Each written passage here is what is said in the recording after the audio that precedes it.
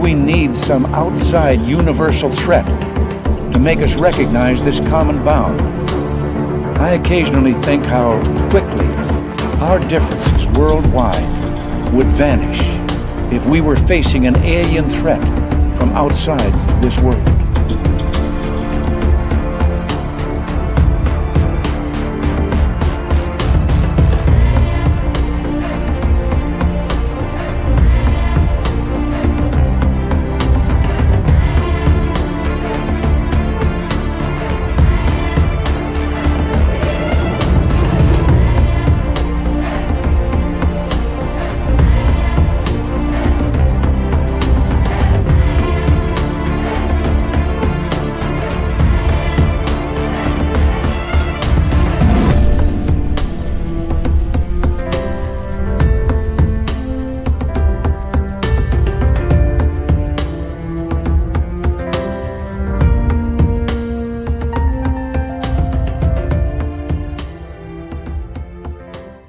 Good evening and welcome to Spaced Out Radio. Tonight it's the SOR Roundtable, where I've gathered a bunch of friends to come and join in with us and hang on out. See, there they all are. There they all are, but they'll be here momentarily as we bring in an awesome roundtable tonight for your enjoyment. We're talking UFOs, aliens, disclosure, whatever else comes up, even Danny Silva's beard. We're going to get into that tonight as well on the big show. But first, let's say hello to all of you, because I'm going to be honest with you, race fan. I forget. I can't find the email and who's gold, who's silver. So I'm going to play this nice and easy tonight. Penny Van in the gold medal position. Michael Morris in the silver. Race fan with a bronze medal tonight. Jessica, good to see you. And Human Carl, a great veteran of the United States Air Force. Thank you for your service, Human Carl. Robert Lamoth, Brown Dwarf, and B, good to see you here. Greg Maloney, nice to have you back from Thailand, my friend. D. Cohen, nice to have you here. Thurston Howell III, you are early tonight, and that's why you'll be signing autographs after the show. Line up to the left of the studio, if you don't mind, to the left of the studio. Eric Markham, good to have you here, buddy. Crystal J. And Beachy, how are you? Beachy will be signing autographs after the show as well. Line up to the right of the studio, if you don't mind, to the right of the studio. And here we go, more of it. The man with the voice of the gods, Mr. Eon, is back. How you doing, my friend? Kathy Evans, Ed Clater, Third Rock, good to see you. The gorgeous Amy W.C., Kurt M., Bigfoot, Michigan Rob, happy birthday to you, my friend. Happy birthday to you. Happy birthday, Bigfoot Rob. Happy birthday to you. Glenn Dannison, Aliens, UFOs, how you doing? Gong Show, thanks for coming on in. Hi, Glenn Dannison and Obie Flett. Doug Shelby is here. The Doug Shelby has arrived, which means we can officially start this show.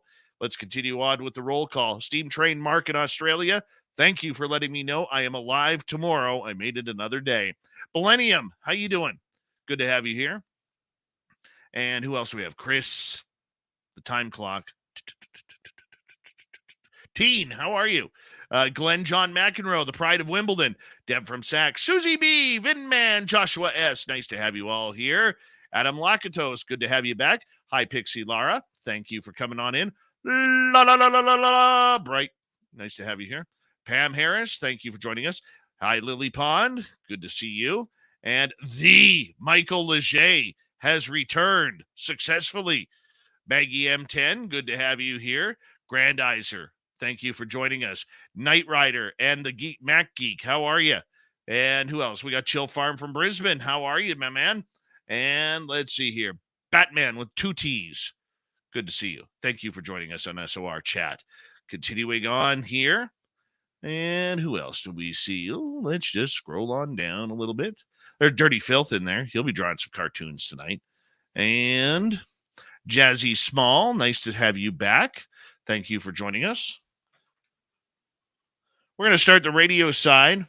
And any second here, right about here, you're going to see Bill WD-40 jump in to lube us up for tonight's show, because you always need to go in smooth for a nice interview show. You know, that's why we need that WD-40.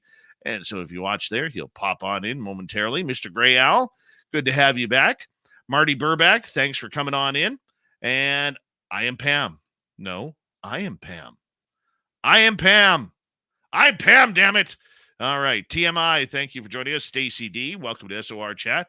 La la la la la la la. Bright, thank you for kicking off the super chat tonight.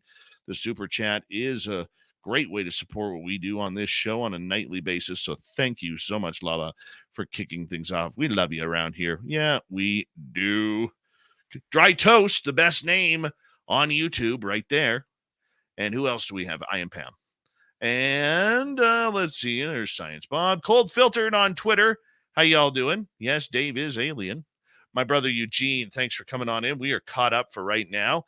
We have 15 seconds. The super chat is open. Our store on our website is open for business as well. And don't forget, March 17th through 19th, Lorian Fenton's UFOCon 2023. I will be emceeing. Science Bob's going to be there. Many others. Get your tickets on the website today.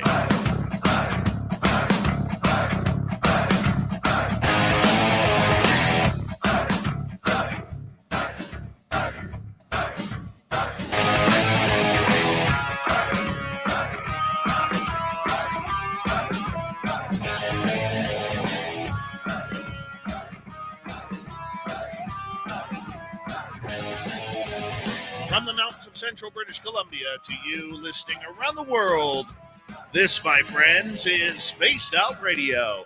I am your host, Dave Scott, sitting in the captain's chair of SOR headquarters. We welcome you to tonight's show on our terrestrial affiliates around North America, digitally on Odyssey Radio, TalkStream Live, and KPNL. All of our archives are free at youtube.com/Spaced Out Radio. Do old Davey the favor, hit that subscribe button.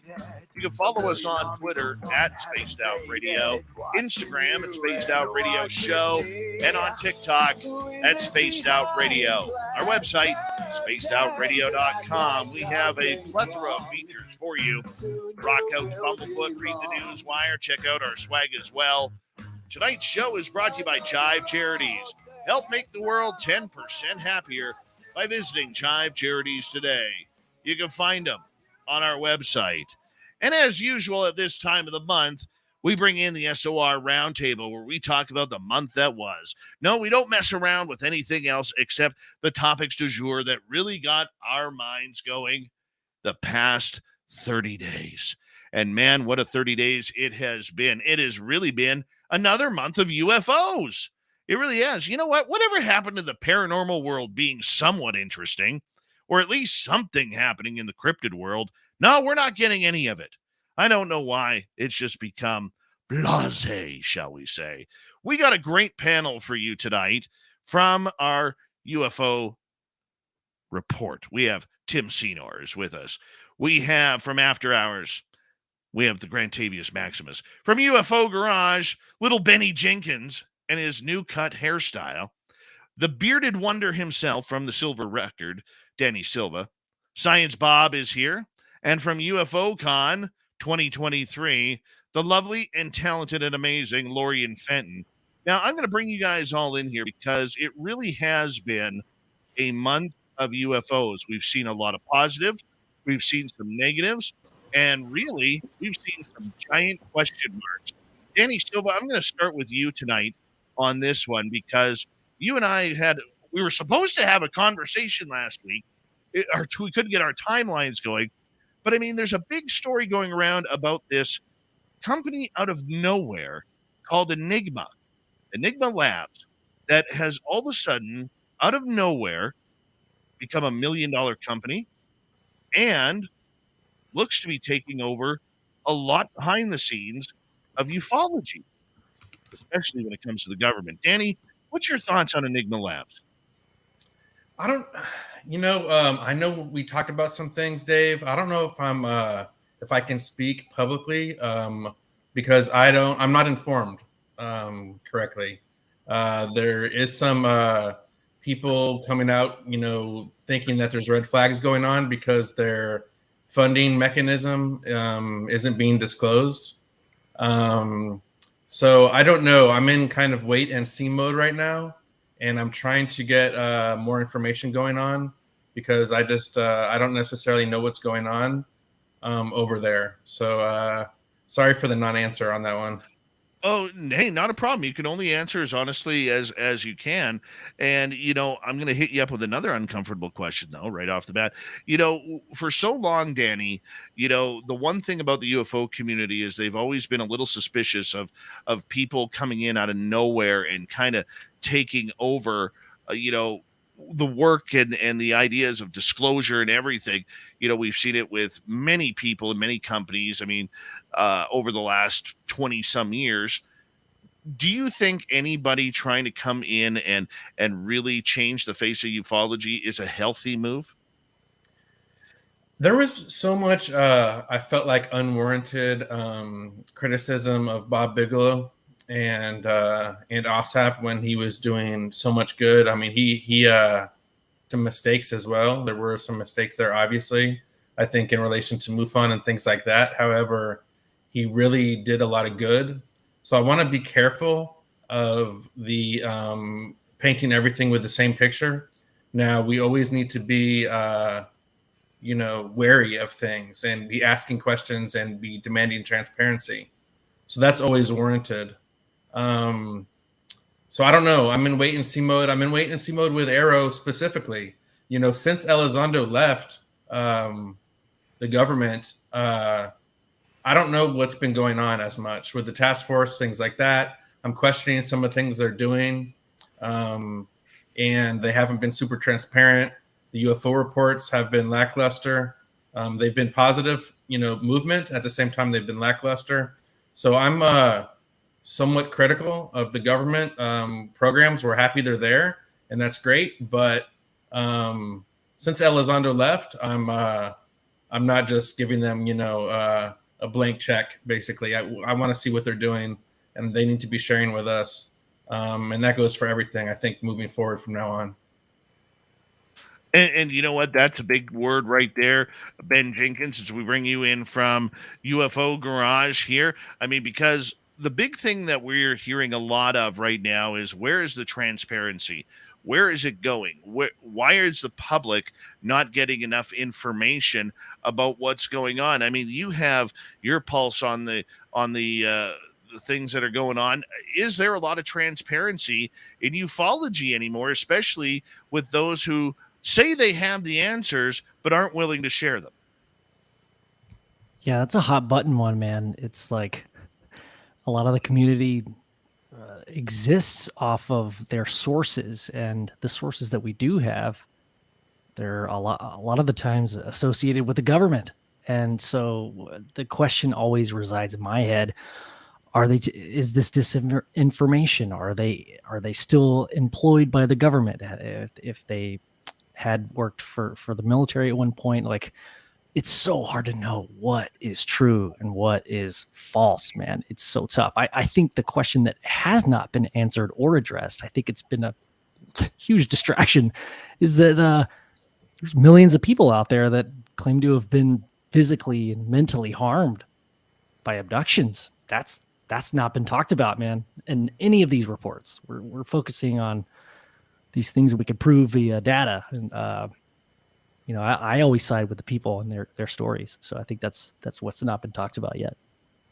Excellent. Science Bob, let's bring you in here, because I know you have your feet on both sides of the ledger here when it comes to ufology, and the government side, being former CIA that you are. How about you? I mean, what are you seeing about this Enigma Labs and the way all of a sudden ufology has gone over the last number of months? I am deeply disturbed by some of the stuff around Enigma Labs. I don't understand how they got through the door. I don't understand why Peter Thiel is all that interested in UFOs. I'm not quite. I'm like Danny. I just feel like I'm adrift without sufficient information to go, except to say WTF. What's got you concerned? What's picking your butt?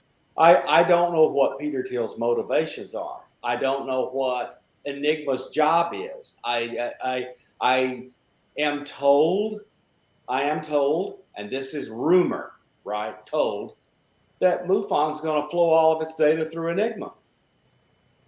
And who gave them permission to use people's data in that way? I mean, people trusted MUFON with their data. I guess it went to the government before through Bigelow. Why change now? But I don't understand what role Enigma will play. And no one is at Enigma, a private company, is being told what will be done. No one at Enigma is telling the people who gave their data to MUFON what will be done with their data. Why isn't this unethical? It's at least unethical. I'm lost, Dave.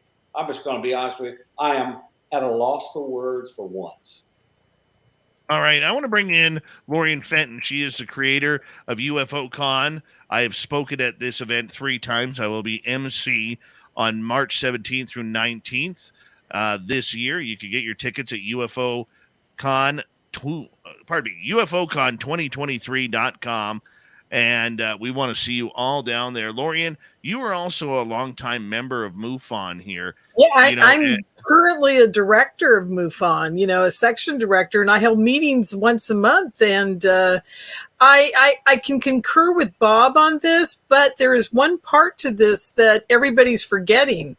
When you give your data to MUFON, if you make a report, it becomes part of MUFON. It's not yours anymore.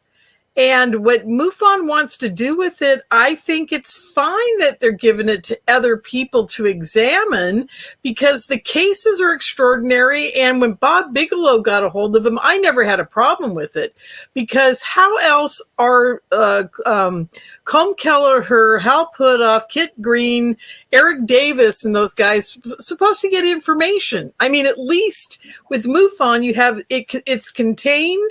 The right questions have been asked. You at least have some data to work with, okay? And then if your data falls into the categories of what you're studying and trying to figure out, you can go directly to the person that saw it, and MUFON can go representing MUFON and say, we have some scientists studying this stuff and we're giving them the information. Are you okay with that? Which is what they always did. They never walked in anybody's door excuse me, and said, we're going to take this information and clandestinely give it to, who, whatever. And they always were pretty open about that. We're studying this and we have a group of scientists studying this. And would you like to have your brain analyzed by a guy named Kit Green? I don't think it's that big of a deal, honestly. And they are a nonprofit, so they can, when I have a nonprofit, if I want to sell my information to somebody who wants it, if I'm a data gathering nonprofit, all the better. I think it's good that they're sharing it. But I'm not sure about Enigma. See, I'm with Bob on that part. Who are these guys? What are they doing with the information, whatever? We all knew what Bigelow was doing with it. We all knew he funded Art Bell. We knew he funded Linda Moulton Howe. We knew he was gathering information. Okay. So I don't have a problem with it on that level. I'm going to disagree with you. I'm going to play the bad guy here. Okay. I'm always the good guy with you. But I'm going to play the bad guy here because most people like myself, when we look back at the reasons why MUFON was originally formed back in 20 or make that 1960s or whatever, 1969. Their entire premise of this was to be the voice of the people with a subject because they weren't getting the information that they wanted out of the U.S. government and the military at that time. And they wanted to be a public voice for the public who had these experiences. Fast forward to today where, you go back to the Bob Bigelow subject, you go back to the potential working relationship now with Enigma. And I understand what you're saying, that MUFON owns those reports. The minute you give a report, they own them. I get that, and I can appreciate that. But my concern and many others' concerns, even current state directors' concerns, is why are we selling out to the government? The government doesn't need to know what we have.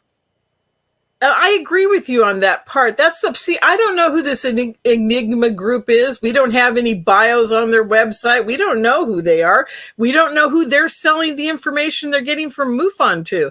I think MUFON should actually do a FOIA request or whatever they need to do to find out if these guys got a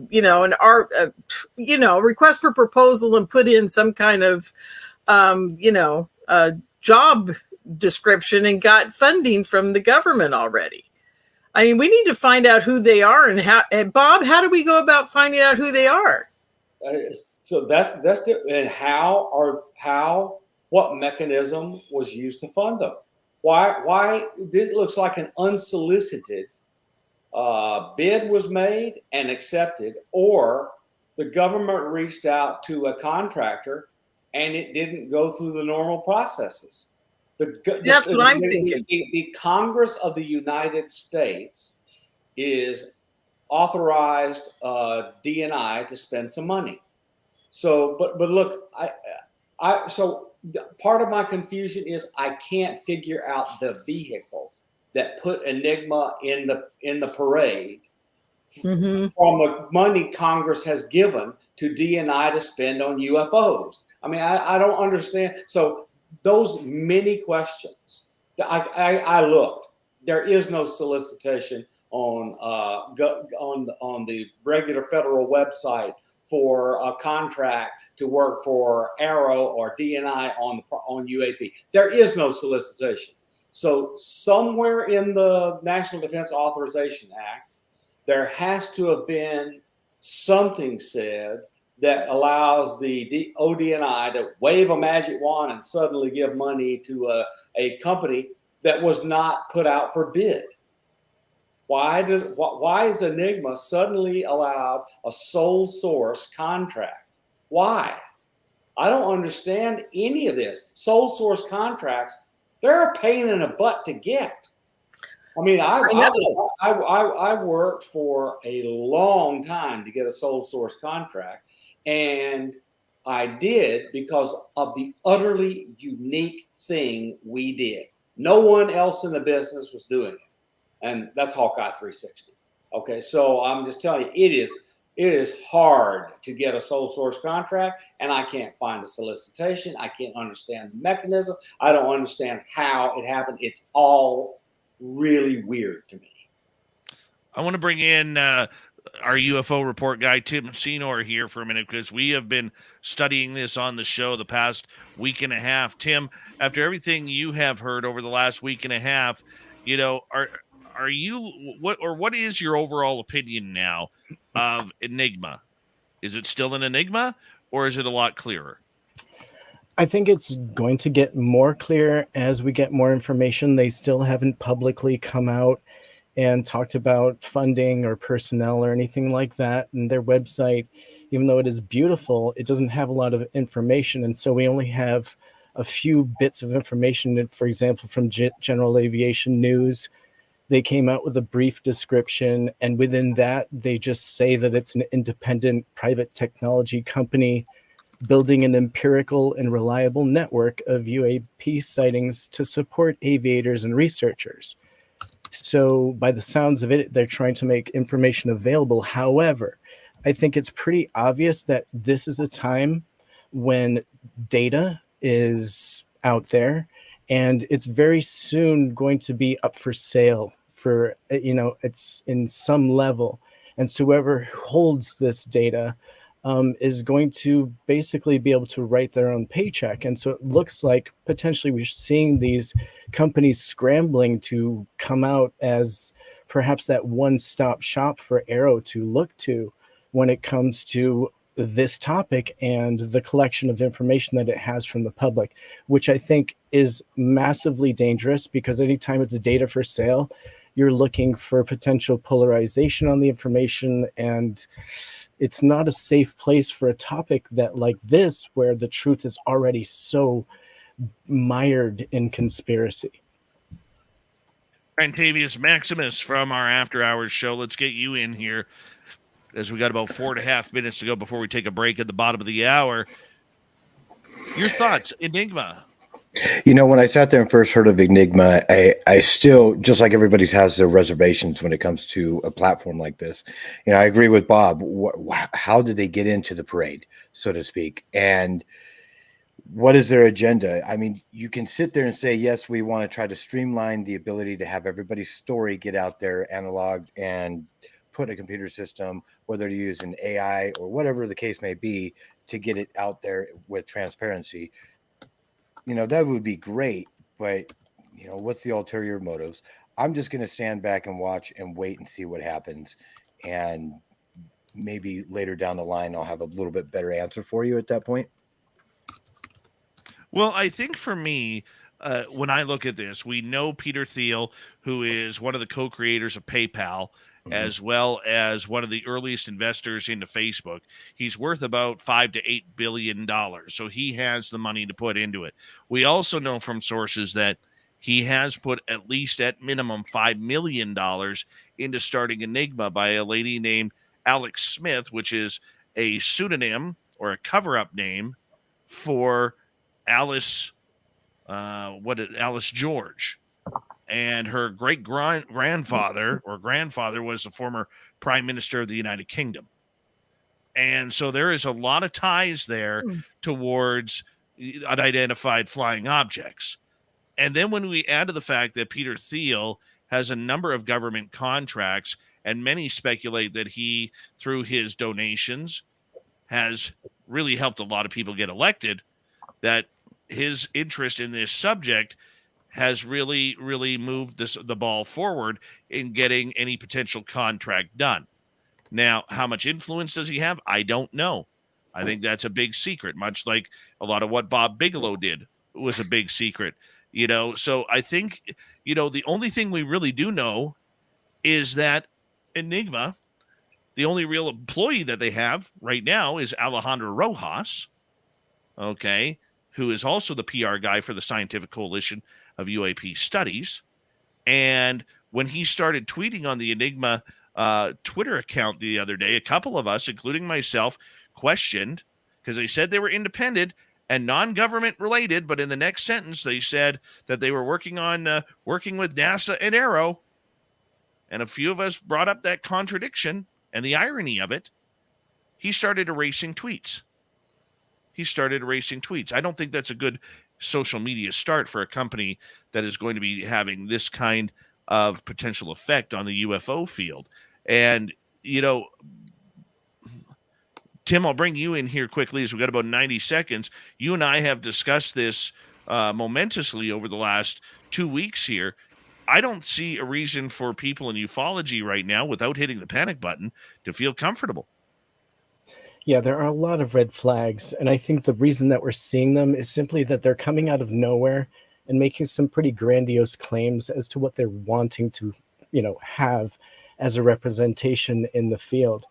And if it is, you know, collectively going to be taking on the reports from not only the public, but our aviation and potentially military as well, that's a lot of responsibility. And if AARO is depending on them solely, then who knows how that information is actually going to be interpreted. And, you know, are the experiencers' true stories going to get played out in this interpretation? And again, I feel like the big red flag is that there's no public oversight. There's no watchdog. How do we know what's going on? We don't. It's all still very secretive. And again, it's pay for play. You have to have a membership to be able to see the full reports, as you do with MUFON, understandably. But again, it's a red flag. And I personally wouldn't be the first person to put my highly sensitive information on that website. And on that note, we're going to get you guys to sit back, relax for a couple of minutes while we go to break here at the bottom of the hour. It's the SOR Roundtable. We do it near the end of each month. Looking at the month that was, we are joined by UFOCon 2023's Laureate Fett UFO Reports, Tim Senor, Danny Silva from the Silva Report, or the Record, pardon me, from UFO Garage, Little Benny Jenkins, and SOR Scientist, Science Bob, and Grant from the After Hours Show. We'll be back right after this.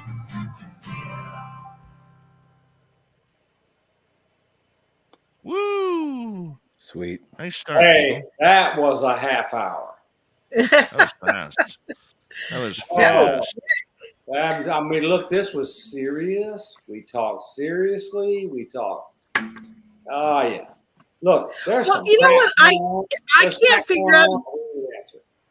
what I was going to say, you guys. Is I cannot figure out why in the hell MUFON was even going to deal with these guys, because here's the rub. When Tom DeLonge went to them and said, I'm going to give you like, $400,000 for your data, they turned him down. Also, Free turned him down. Lorian, hold on to this because our next segment is going to be about MUFON. Oh, it is. Oh, cool. Yeah. Okay. Well, you got to remember, Lorian, there is a wholly different context because you have a new head at MUFON, and one guy is calling all the shots. Yeah. You mean Dave? Yeah, he's calling Yeah. every shot. No, nothing happens in MUFON that he does not okay. Well, that's true. It's always been like that, though. It really has. The board is. I think they're just, what I want to call old guy eye candy. Yeah, I'll be back. I'm going to grab some coffee. Yeah. Random guy is here. Random guy. Yep. Our resident random guy. There he is. There's Top Gun Maverick coming on in. How you doing, Mav? Danny, the beard. You got some strong beard game going on there, bud. Little Thank gristle you. at the Appreciate bottom. it. That's nice. Yeah, How you been, man. bud? I've been all right. It's been a rough day for world news, national news, but it's good to come in here and talk about fun UFO stuff. What did I miss? Well, the police brutality video. Middle East is a mess as usual. Just world news and national. It's been a rough day, I think, in America today. I haven't even seen what's going on. Been so busy today. I try and stay up to date. Well, it's real bad right now. Everyone there's been a lot of protests tonight and a lot of bad things. But Oh, that's terrible. UFOs are fun and it's a great escape. No And kidding. UFO Twitter always has drama too. There's a lot of people knocking Jeremy and George for basically being the best reporters possible over the last few years. So I don't like that too much either, but that's just UFO stuff. Lorianne, what's up? I haven't talked to you in a long time. What's up? Oh my God, you guys. Every day is a challenge, man. When you're in ufology and you live it, I mean, it's just, it's insane. I love my hobby, though. JFK is my hobby. When's that book coming out? I'm ready. Well, it's interesting. And I owe you a phone call because I was going to tell you about this. We actually got the studio built, so we're working on it. So you're going to be involved soon. It took forever, and it's a long story, but we're finally we're on the home stretch. Okay, so That's exciting. And I'm part of a new JFK book called Killing Kennedy by Jack Roth. And so that's been fun. That was like the highlight of my year so far. Heck yeah. I liked your awesome. perspective on MUFON and Bigelow. That was cool because I feel like Bigelow always had his heart in the right place. And there's been a lot of people knocking the Bigelow MUFON situation. Yeah, I don't know why. Honest to God, I've shook Bigelow's hand and done the tour of his whole facility back when he was running it. And I never had a problem with Bigelow. The people that have a problem with Bigelow are the people that work for him. Because I can't go into detail, but I know horror stories about working for Bigelow. And he's a very demanding and very, he knows what he wants, and he's paying you good money to find it for him. And he never lets forget that, anyhow, but I think he's a wonderful man. How many other people do we know in this community that say, here, have millions of dollars and I want to find out about UFOs and ghosts and, everything, consciousness. Yeah, I want to be his friend. Yeah. I'd like to be his friend. Yeah, I'd give anything to have that support. Mm-hmm. But you got to be really smart to hang out with Bob Bigelow. I mean, it's way beyond. I mean, his friends are Hal Puthoff, Kit Green, Eric Davis, Colm Kelleher, which I think is the most premier genius scientist in all ufology. He's so overlooked because he just hides in the shadows, but the guy's like a complete genius. Hold on, guys. We got about 15 seconds. I want to say a big thank you to Lala Bob, Obi, Flet, Greg, Maggie, Lily Pond ×2, and Dutch Hank for the super chats, and Bigfoot Rob as well. Thank you so much, my friends. It supports what we do here on a nightly basis. Here we go with the second half hour.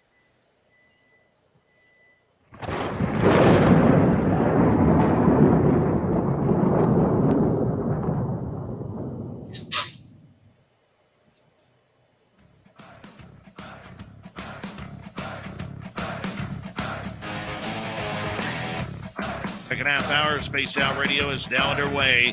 Thank you so much for joining us. My name is Dave Scott. Very much appreciate earning your listening ears. I want to remind you that if you missed portions of this show or others, check out our free archives by going to youtube.com/Spaced Out Radio. Do old Davey the favor, hit that subscribe button. Our website is spacedoutradio.com. We have a plethora of features for you. Rock out to Bumblefoot, read the news wire, check out our swag as well. Follow us on Twitter at Spaced Out Radio, Instagram at Spaced Out Radio Show, and on TikTok at Spaced Out Radio. We continue on with our roundtable panel from UFOCon 2023, Lori and Fenton. Yeah, you can get tickets right now on our website, UFOCon2023.com. I will be there. I will be there in San Francisco. Come join us. Make that March 17th through 19th. From the UFO Report here on SOR, we have Tim Senor, Little Benny Jenkins from UFO Garage from the Silver Record. Great journalism and blogs by Danny Silva, and Grant Baker from the After Hour Show. Science Bob is hanging around somewhere. I think he's grabbing himself a glass of wine and maybe some of that fancy cheese that he likes. But we're going to get right into MUFON here, because one of the big questions about MUFON is a great debate, and many members of MUFON right now are up in the air with what this group is doing. For over 50 years, MUFON has claimed to be the eyes and ears of the public when it comes to UFOs. After projects like Project Blue Book, we're really calling UFOs swamp gas or Venus or hot air balloons, whatever it may be, anything but UFOs. But over the years, MUFON, in my opinion, hasn't had the best press. They haven't had a good PR person to really steer them down the road in order to help get their message out to the public, especially the last 5 years where they've gone through their own drama, as well as kind of been ignored through the whole mainstream media. Well, now we're hearing that the executive director, David McDonald, has been meeting in Washington, D.C. with members of AARO, which is the UFO group that is going to be taking over the study of unidentified aerial phenomena. A lot of members of MUFON not happy about this. So let's start with you, Grant, on this. And Lorian, I'm saving you here for a minute. Grant, in your opinion, should MUFON be teaming up with the government for anything right now? Or any group, private group? Because aren't they supposed to be the voice of the people? That's a loaded question. When it comes down to, yes, they should be the voice of the people. They're the ones that have been around for ages, and they're in the press. People know who they are. They have been getting bad PR lately, but they get a lot of people that are in there that do call them on a daily basis globally. So should they get involved with the government? And in my particular opinion, no. You're talking about an entity that has been notorious for the last 75 years that we know of for hiding information, not telling the people the truth. And if you're getting bad PR press already, that's the last thing you want, is to go into the one entity that's already been outed for hiding all this from us. And now they want to slowly dole it out and just kind of, it just doesn't make sense to me. No. The only thing that makes sense to me in all this is they are still desperately trying to not have to admit to the civil and legal problems they caused from 1947, 45, 47 through the Eisenhower administration. And then the church committee came along and changed everything during Nixon. So but things really, really have changed. But they don't want to have to admit going out and putting guns in the face of farmers in New Mexico and threatening their lives and telling them they were going to haul them off to the desert and kill them. I mean, they don't want to have to deal with that. It will never end if they start admitting. But here's the thing. Dave McDonald put out on the MUFON letterhead saying that 2023 was going to be a busy year. And he even put out a letter that was talked about MUFON regarding Arrowhead, not the head of an arrow, but the head of the AARO program, Sean Kirkpatrick, who happens, by the way, to allegedly have a close relationship with Peter Thiel of Enigma. Okay, puts out that they were meeting with them about wanting to be the civilian reports of the AARO program. Now, if AARO is already in bed with Enigma, who is collecting their own or wants to collect their own reports, doesn't that mean that every public report or has the potential to fall into another private company's hands like Enigma? Lorian, let's get your opinion. Well, yeah, I mean, everybody has the ability to sell their data to anybody they want. I mean, and MUFON technically could not become part of Enigma unless they merged as they'd have to stop being a nonprofit, right, Bob? And I think they'd have to, no? Could they be? A corporation can have a nonprofit arm, but it'd be a wholly owned nonprofit subsidiary. That's interesting. I thought it had to be a foundation. A nonprofit can have a for-profit subsidiary to fund the nonprofit's activities. Correct. Yeah, but I thought they had to become a foundation at that point. Oh, I'm sorry. You're correct. Yes. You're correct. They have to become especially if they're giving out grants. That's right. Absolutely. I know that because I was director of ARDC, which was a nonprofit. When we got money and started giving out grants, we became a foundation. Correct. And you have to. And the only reason I know all this is I've been running nonprofits for over 40 years. And I'm a bookkeeper and all that stuff too. So yeah, you just kind of have to do that. But having said that, that means MUFON would not be what it is now. It wouldn't be a membership chapter organization with all the people involved, and it'd just be very different. And what's the point of even doing that, right, Dave? I mean, I can't even imagine why you'd bother. Well, here's what I'm reading and hearing in the public is right now it's about trust. Who do you trust? Why would you trust MUFON if your information is going to go straight to the government or a government contractor? It already is. And well, you may know that, and many others may know that, but for the public perception, the public does not. Okay, and to me, I see, even talking to MUFON members the last week, there is a real distrust going on because people have to understand. MUFON is a very segregated group. The board of directors who are up above, they don't give a care about their state directors. They don't care about the hundreds of investigators that they have who are paying to be boots on ground investigators. And when those people down near the bottom aren't trusting what the board of directors is doing, that can only lead to a big blowout.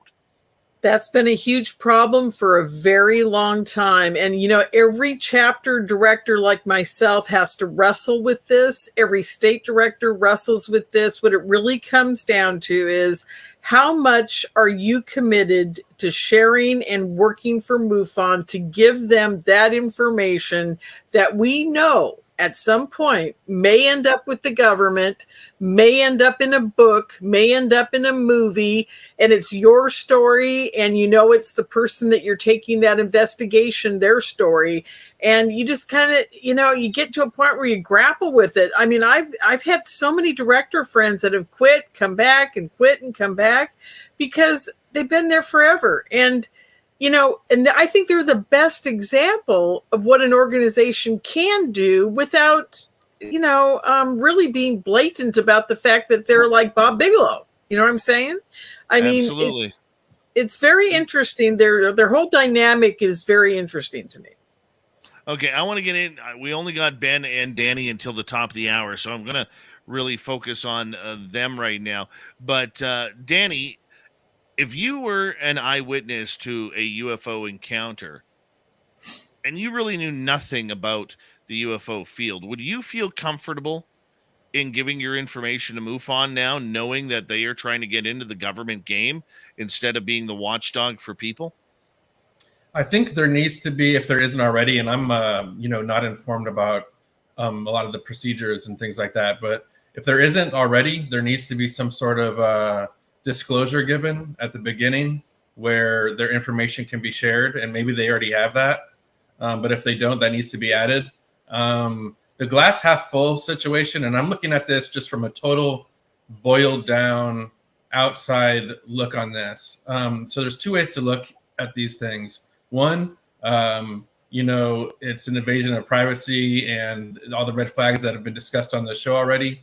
Two, it's a good thing that they're kind of where people are trying to put together all of our best resources. So it's not necessarily always bad, I think, if MUFON teams with the government or the government uses MUFON if they're moving the ball down the field in that way. So I think there's two different distinct ways to look at it here. And I'm a little bit ignorant of the whole situation. But so in that regard, I'm not mad at everyone trying to get the best resources together to help the subject. Now, of course, if there's nefarious sides to it, then that's a bad thing. And I guess that remains to be seen.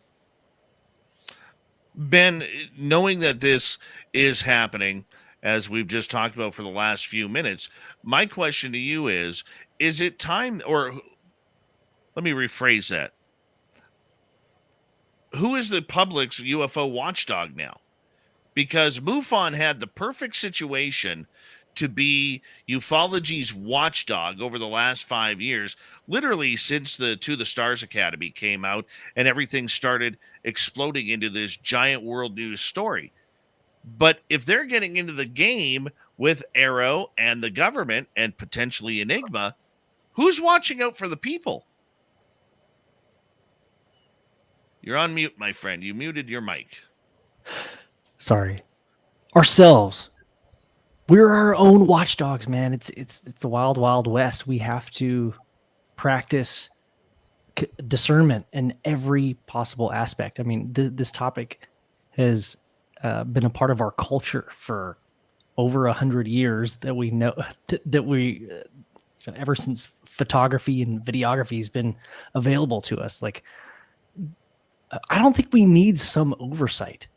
I think we all just need to accept, like, if you want your information out there, if you want to talk about your experience and get that out there, yeah, go ahead and talk about it. If you want legal repercussion, I don't think you're going to get that until it's acknowledged in a government way. And they're like, oh yeah, no, we tested some stuff on some people, and I don't think we'll ever get that. But as far as like a watchdog kind of situation, now I think it's the wild, wild west. I think MUFON at a certain point served a really great purpose. There were some ups and downs, right? I don't know a lot about MUFON, but I think right now it's so open. You can go and talk about your experience on multiple podcasts if you want to, or just your community locally. But I think we're moving into this new sector where, like, man, there's just so much information out there that we kind of have to be our own watchdogs. That's kind of my can we be, though? Can we fairly be our own watchdogs, Grant? That would be something difficult to do. I mean, we can only watch ourselves, as individuals. When it comes to other people, I mean, you can't stop what they're going to do. So if you see a UFO, you want to call, let's say you just jump on lines for somebody that doesn't know any better, and they see two places, ENIGMA, MUFON. Okay, who do I tell this to? most likely they're going to talk to friends. They're destigmatizing the phenomenon as we speak. That's the reason why they came out with the new acronym. Instead of UFO, it's something else now, which they've changed a couple times, and they're just trying to destigmatize it. So now a lot of people are coming out with it, but when it comes to giving your information away and who the watchdogs are going to be on, how it's used, where it's going to be sent to, that's a really tough one. Realistically, we're only going to be able to, govern ourselves as people personally. I can't tell my neighbor what to do in that particular sense. Well, I mean, there's a lot of people out there who are still trying to figure out what they're trying to do and what they're trying to figure out. Tim, for you, as we bring you in here, I don't know how you feel about it. I know how I feel about it. And I don't feel comfortable telling our listeners to go run to MUFON now and report your UFOs, because it's become, in my opinion, a political game. Where do you stand? Right. Well, I guess the more I know, I'm starting to realize that there's layers of it, right? There's layers of MUFON.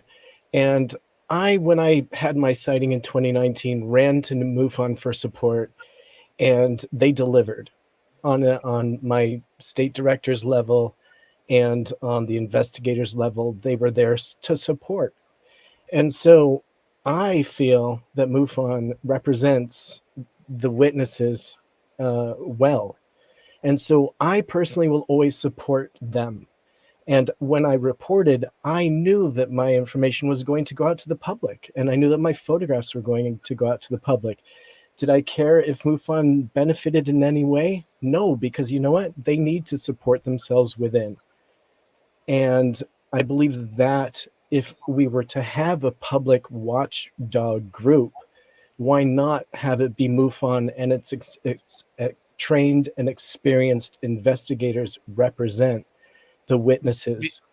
Because you have to make a commitment to the people, Tim, and they're I feel not like making MUFON a commitment does. to the people. Well, so the Do people they? the people, I'm just explaining from my perspective. My experience with MUFON was very recent in 2019, and it was good. I had a good experience, and I've met the people in person since, and they changed my life in a beneficial way. So Yeah, I totally agree with you. Totally agree with you. And I'll tell you why. And if you don't mind me butting in here. Please do. But I run a MUFON group every month, and people come to me all the time and say, thank God you're here. I have somewhere to go to talk to this with other people. We call it family night. Every time my MUFON meeting's over, there's 30 of us at dinner together yakking about all of our stuff. And that's what MUFON really is. And that's why we all come and go with MUFON, how we love it, we hate it. It's really not about what the higher echelon of MUFON is doing with stuff, because I don't care. At that point, it doesn't matter. It's what I'm doing as a state director, section director, meeting people every month and helping them out. I have people call me on the phone and become lifelong friends. I mean, it's amazing, really. I mean, that's the heart and soul of MUFON. And that's the part that's important. But I feel like it's that upper echelon that's selling out that is dangerous. Exactly. And you and Dave are right about that too. Absolutely. Bingo. But unfortunately, it's going to be the investigators, the boots on the ground people, and the state directors who are working their tails off. Yeah. Okay. Who are going to be the people kicked to the curb and the ones who are stepped on.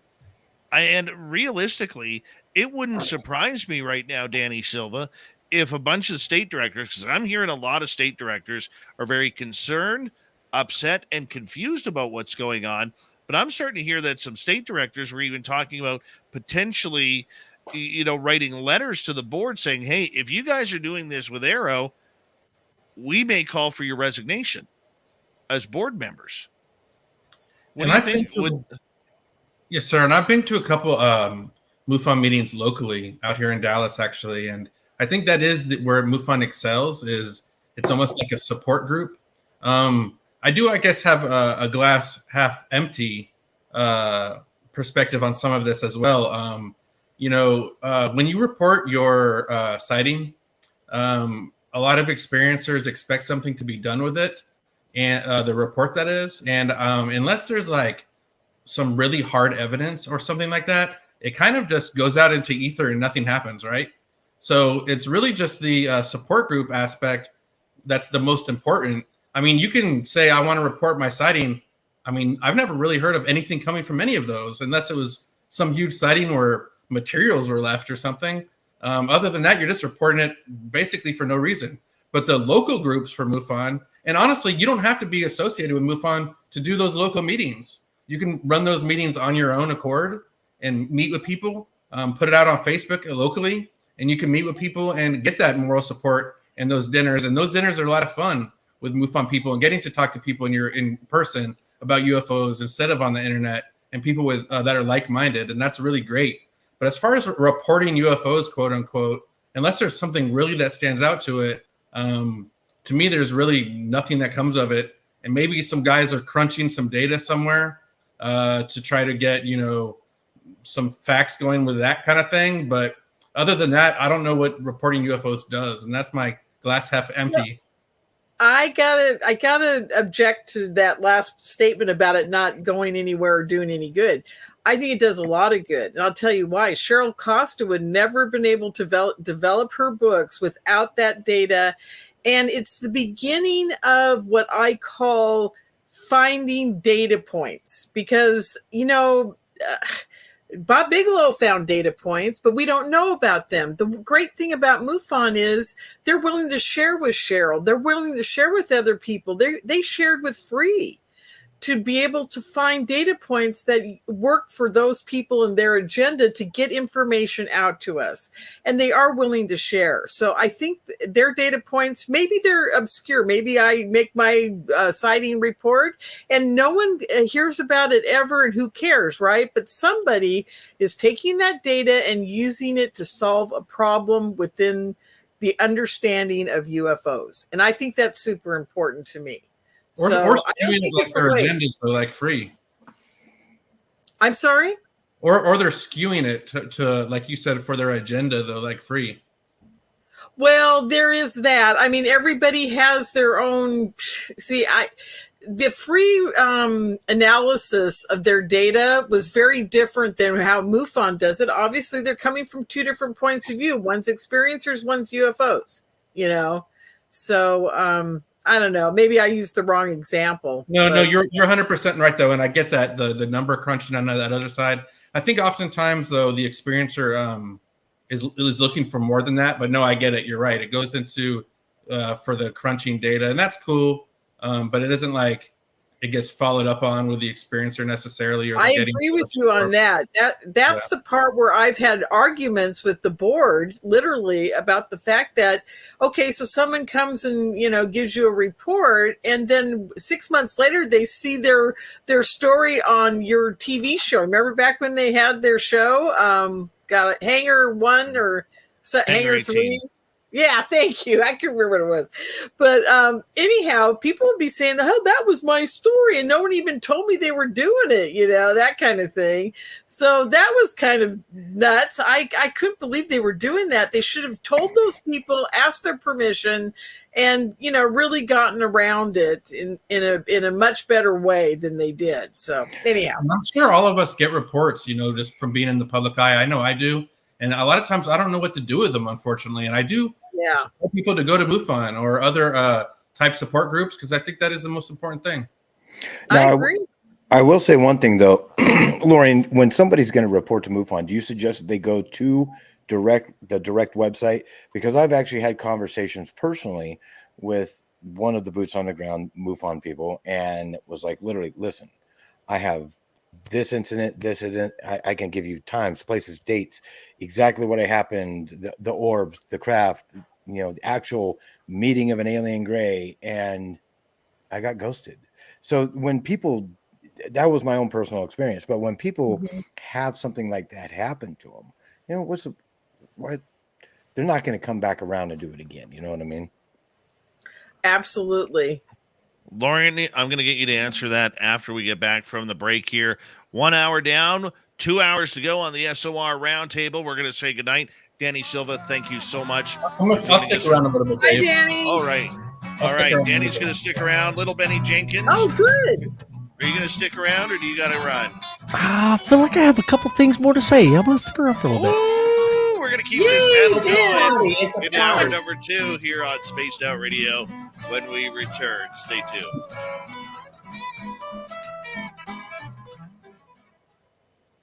I was at a right. MUFON meeting, and this guy came in and said he had a chip in his neck, or a implant, I should say, and he had X-rays and everything, but I don't think anything came of it. You know, it was like I don't think anyone ever followed up with him. But then again, out here in Texas, when I go to the MUFON things, and this was a few years ago, pre-COVID, I don't know that they've done one since COVID started, but you know, they were saying how bad they needed investigators. They had like 1 or 2 investigators for this huge area of Texas. They didn't have enough resources or people or time. So it really just boiled down to a support group and kind of a dinner party. But that's cool and important. And I get to meet a lot of cool people. A lot of people, I think, don't understand that. And Lauren, I want you to correct me if my understanding is incorrect. That MUFON has no ownership of local chapters. That's right.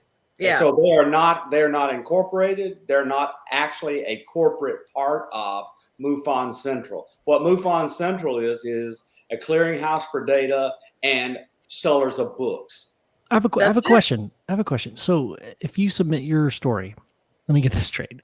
This is what I'm understanding for you. I did not know this until tonight. And maybe I'm wrong, but like if you submit a story to MUFON, do they now own the copyright to that story? Yes. It's on the CMS database. When you put your story in there, it basically says you have now given your story and your information basically to MUFON to use as analysis or in anything that they do publicly or entertainment wise or anything like that. About, was it 4 or 5 years ago when they started redoing the database, they had to put all these disclaimers on it.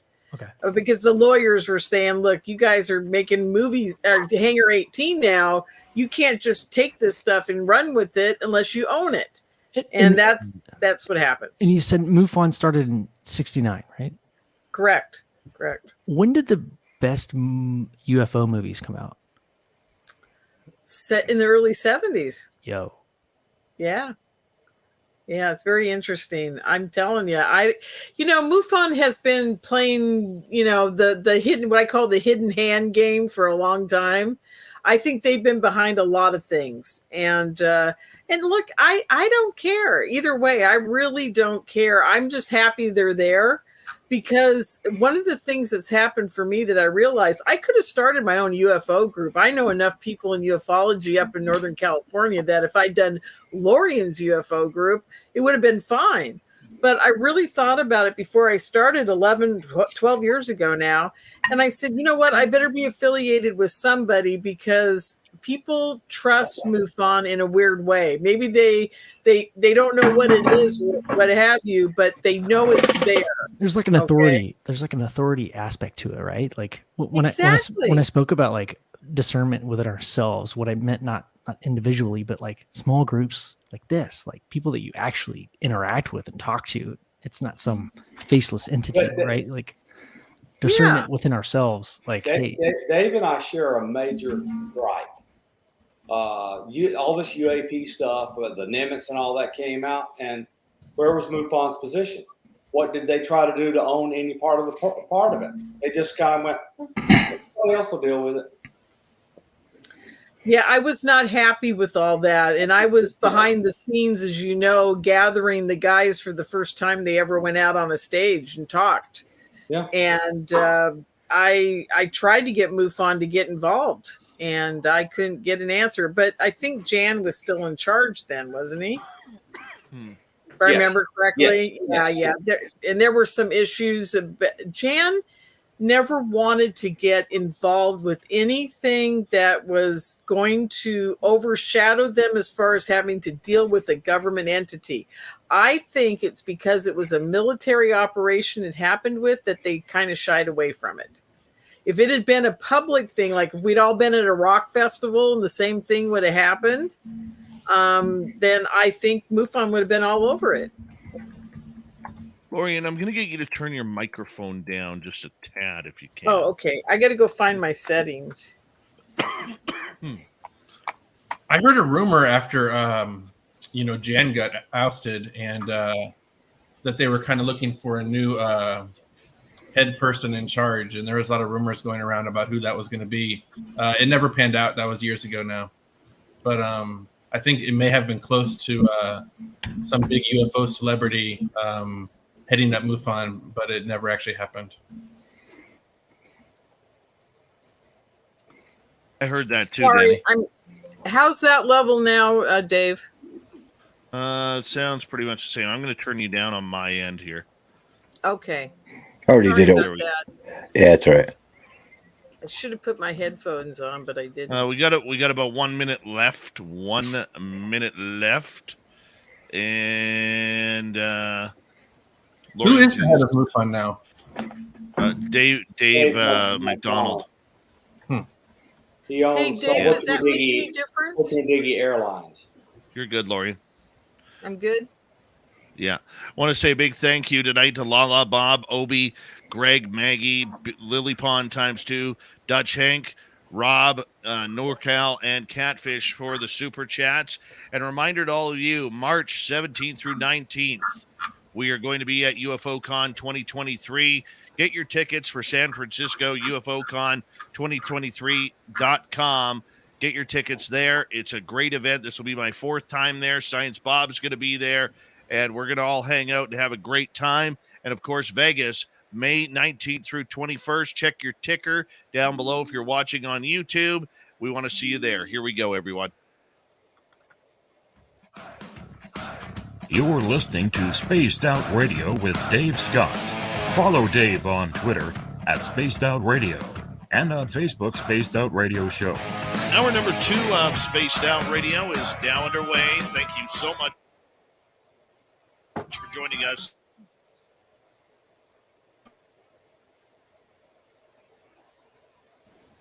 We very much appreciate earning your listening affiliates around North America, digitally on Odyssey Radio, TalkStream Live, and KPNL. All of our archives are free. Join us at youtube.com/Spaced Out Radio. Do old Davey the favor, hit that subscribe button. The Desert Clam has set the password for tonight in the SOR Space Travelers Club. Obelisk. Obelisk is your password. Use it wisely, space travelers, as the Clam sets the password each and every night right here on Spaced Out Radio. Our website is spacedoutradio.com because we have a plethora of features for you. Rock out to Bumblefoot, read the news wire, check out our swag as well. Follow us on Twitter at Spaced Out Radio, Instagram at Spaced Out Radio Show, and on TikTok at Spaced Out Radio. Here we go. The roundtable continues right now from our after-hour show on the weekends. Grantavius Baker. We have UFO Garages, Little Benny Jenkins, UFO Reports, Tim Senor, Lorian Fenton from UFOCon 2023, Science Bob, and from the Silver Record, Danny Silva joining us tonight at a great panel tonight. We're talking about MUFON, but I want to switch this over here to a little bit. Kind of the same topic, everyone. But Science Bob, we're going to start with you on this one. With everything that is going on with Enigma Labs, MUFON, AARO, what we're seeing in the government, okay, there seems to be on social media a big level of who can we trust, who can we not trust? And we asked this question last month, but I'm going to ask it again.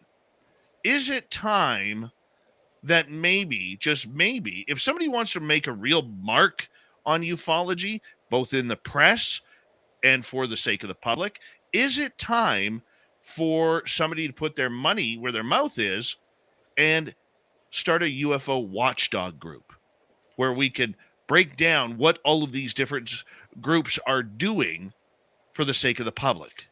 It happens with government watchdogs, tax watchdogs, healthcare watchdogs. Every major event in North America seems to have a watchdog group. Is it time one forms in ufology? So I kind of think so, and I know of an effort to do that kind of thing. I'm not going to get ahead of them. I'll get up before they come out, but I do know of an effort that I think could succeed. because of the impartiality and the transparency approach of the people involved. So I know of an effort. I don't know when it will happen or whatever, but I believe, Dave, that it is. And what we really need from them, in addition to doing it, so they have to involve serious research people that can go dig for dirt and details, so that the watchdog actually has teeth, and they can get real data to act in a watchdog way. So you need serious researchers, serious people, probably some.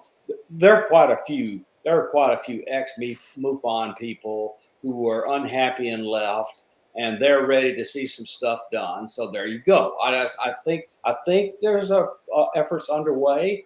Maybe there's probably more than one, but I think something like that is actually needed.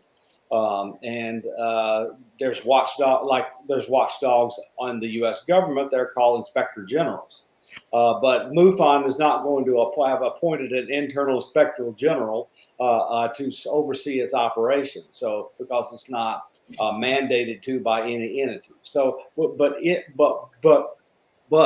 ufology needs a watchdog. Would you agree with that, Danny? Oversight is always good. People looking out for others and looking out for wrongdoing. And I mean, UFO Twitter tries its best to, that's for sure. Or even if there isn't anything, they were blasting people. But yeah, I mean, we need someone looking out for everyone. Of course, I would agree with that idea in general. There's serious fraud all over the place that all of us here know about. Somebody needs to look into it. Mm-hmm. Yeah, I feel like that's Jenkins. Like. I was gonna say that's like UFO Twitter right now. A lot of it. There's a lot of hey, there's this culture, this entire UFO community, especially online. A lot of people taking other people for advantage, man. Like a lot of it happens. We see it. Those of us that have been in the community for even 6 months, you can kind of tell like who's in it for taking advantage of those who are in a situation of just trying to figure out what the hell just happened to them, or whatever. Who's selling merch or art or whatever. There's all kinds of drama going on Twitter, but like there's a lot of watchdog stuff happening on there. But like I feel like like a centralized place where you got some good people involved, I think would be kind of cool. Oh, sorry, my apologies. So, go ahead, Grant. So are you saying that, you have a lot of people that are out there that are trying to make a business off this, to make money off of it with their merch and everything else, that are preying on the people that are really in it, who have had experiences, or people that just want to know the truth, and they're out there? But if you actually look at like UFO Twitter, you have a lot of fun things in there. Some are funny, but then you have those people in there that are tearing it up, the ones that are actually doing the digging, so to speak. And those few members, if you want a watchdog group, it, like you were saying before, and I totally missed the boat on that one on the last question, but realistically, it is us. And when you get a platform where you can sit there and just start tearing this apart, because the best investigators in the world are the people that are interested in just doing it for fun. If you don't make it a business and you let these people just have fun at it, sometimes it's going to get a little out of hand, but realistically, they're going to blow the lid off the thing. And I think it's exciting to see. And I mean, if someone makes money on it, that's fine. I'm not really into this to make money, but I really would like to know the truth as well as the rest of you. And as far as real quick, as far as identifying wrongdoing, unfortunately, it's highly subjective. Mm-hmm. There has to be some sort of rules, I guess, across the board, because even if all of us in this on this show right now probably have pretty big different opinions on certain individuals that we think are currently engaging in wrongdoing. I have people that I think, but that doesn't necessarily mean everyone is going to agree, or I'll think someone's a total con artist and someone else might love them. So, and that's why there's so much arguing on social media, I think. There's definitely look, There's people sitting on this panel who have stuck their neck out to get grift and crap out of all sorts of things and paid a huge price for it personally. Now, I'm not going to go any further than that, other than to say, if there was a watchdog group, they could serve as a protector for this kind of activity, because there are interested individuals who are trying to clean up ufology, but they need a place to call home so that they can be protected while they're doing it for all of us. But just add just one more thing and I'll shut up. The UFO watchdog itself has to have some rules, and I don't know who the rule maker would be. It definitely would need a constitution that talks about what they are looking for. Look, it's not about videos about debunking dots in the sky. It's not about that at all. It has to be about making sure that any of these major groups, whether it's MUFON, New Fork, AARO, any type of government, whether it's a Canadian government or government where I am, or the U.S. government where the majority of our listeners are, or anyone. It's about breaking down the stories of what they are saying and what, more importantly, they are not saying. Tim, you and I have talked about this on the UFO report. Let's get your opinion. Right. And I mean, more than likely, the wheels are already in motion on this. If MUFON is making the push to become that civilian component to AARO, there's a good likelihood at some point that they will. We already know potentially that they were advisors to the public hearings that we had in 2021. And so if we do need, a watchdog committee, why not, already use what we have in MUFON rather than trying to establish something new? We already have people that are already invested deeply. Why not either harvest from MUFON, who already we know is a component towards, their foot in the door, if you will, with AARO and what they're doing. So why not have our watchdog group come from there or share from there? And I mean, my interest is in doing something like that very much so, maybe something independent from there. But let's also consider that MUFON has seen a steady increase in unexplained cases. And maybe even Lorian, you can embellish on this, but my research has shown that it started out like 5% of cases at MUFON were considered true UFO.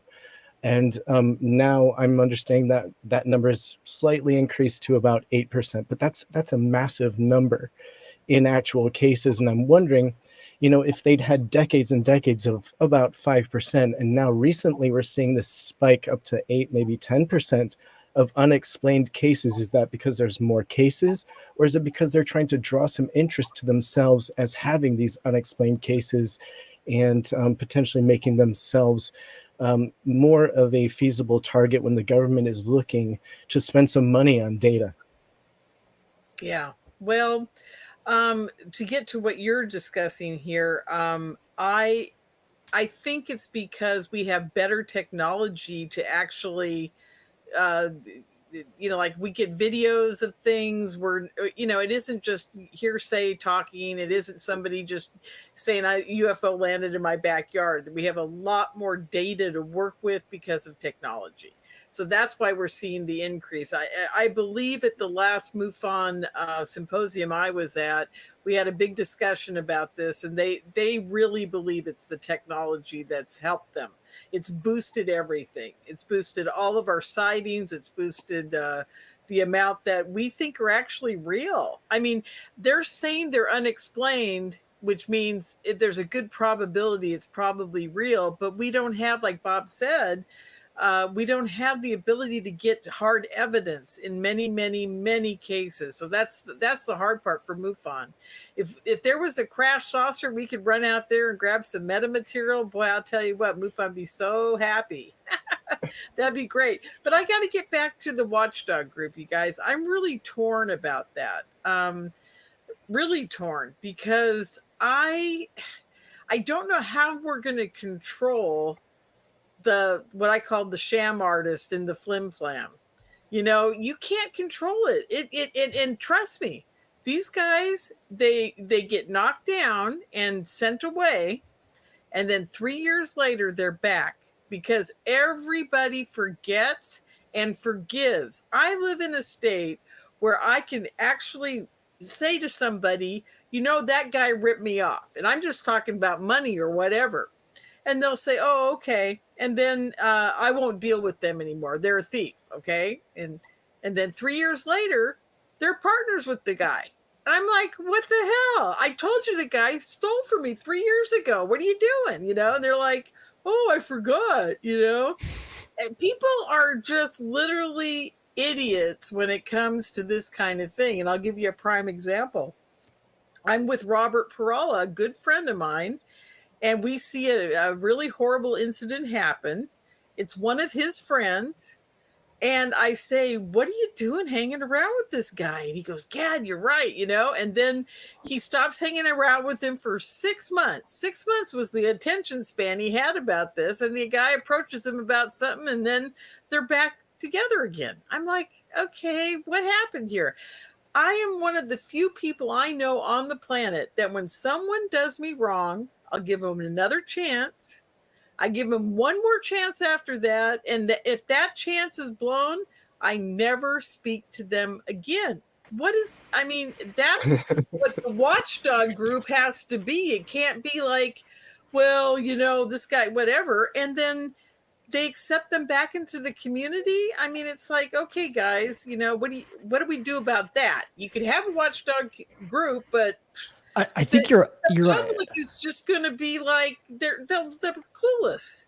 I think you're identifying such an important aspect, Lorianne. Like this subject, these experiences, you feel so alone, and when you finally find that tiny group of people that share your experience, that exactly know what you're going through, I'll tell you what. I mean, I've been in that seat too. Like I've been pushed away, and I'll come back because I know that I'm going to find comfort. And those people that, oh, they get me, right? I mean, it makes sense to me why people come back, even though. But how do we keep out the, and I'm just going to say it flat out, how do we keep the Corey Goods from coming back? You know, how do you do that? You got to put them in the box. Yeah, well, see, here's the problem. You know, I mean, the guy's admitted in a courtroom that he lied about everything. Okay. And I told everybody he was lying back in 2015. He ain't lying about that style, though, with that glove, dog. And the people that propped him up are still here and still getting big interviews. And they're still doing their radio shows. Since she's admitted it, she's the one that's been through hell. And that should not happen to Lorianne Fenton. Yeah, well, yeah. It's been a wild ride, you guys. I got to tell you, I'm just pinning him down because he's the obvious case right now, and we all know about it, okay? But there are so many others, and they pop up every day. There's always a new one. There's always somebody trying to scam our community. And trust me, guys, I've gotten to the point where I have dealt with people who have said, this is a planned operation. It's a psyops. And you're never going to get away from it as a community because there are people out there that don't want us to know the truth.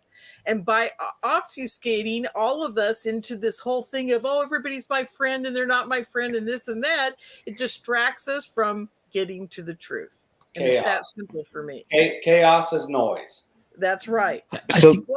I think the way you identify the fraudsters from like just people that are honestly interested in the subject and have had their own experiences, have something to bring to the table, is that, I mean, everybody needs to make a living, right? Like, yeah, of course, if you have good information, you're not just confirmation biasing people every second. Of course, I'll pay you for your time. Like, of course, you're worth it.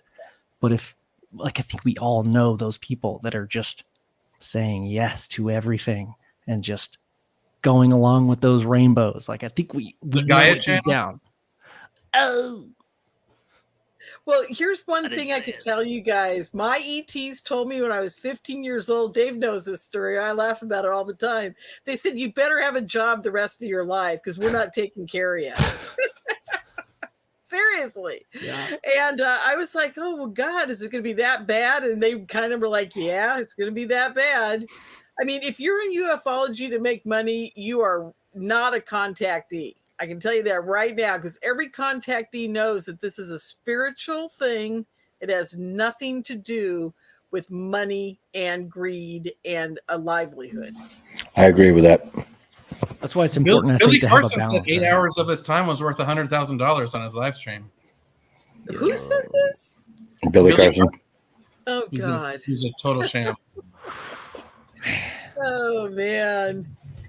That's You wild. gotta love it sometimes.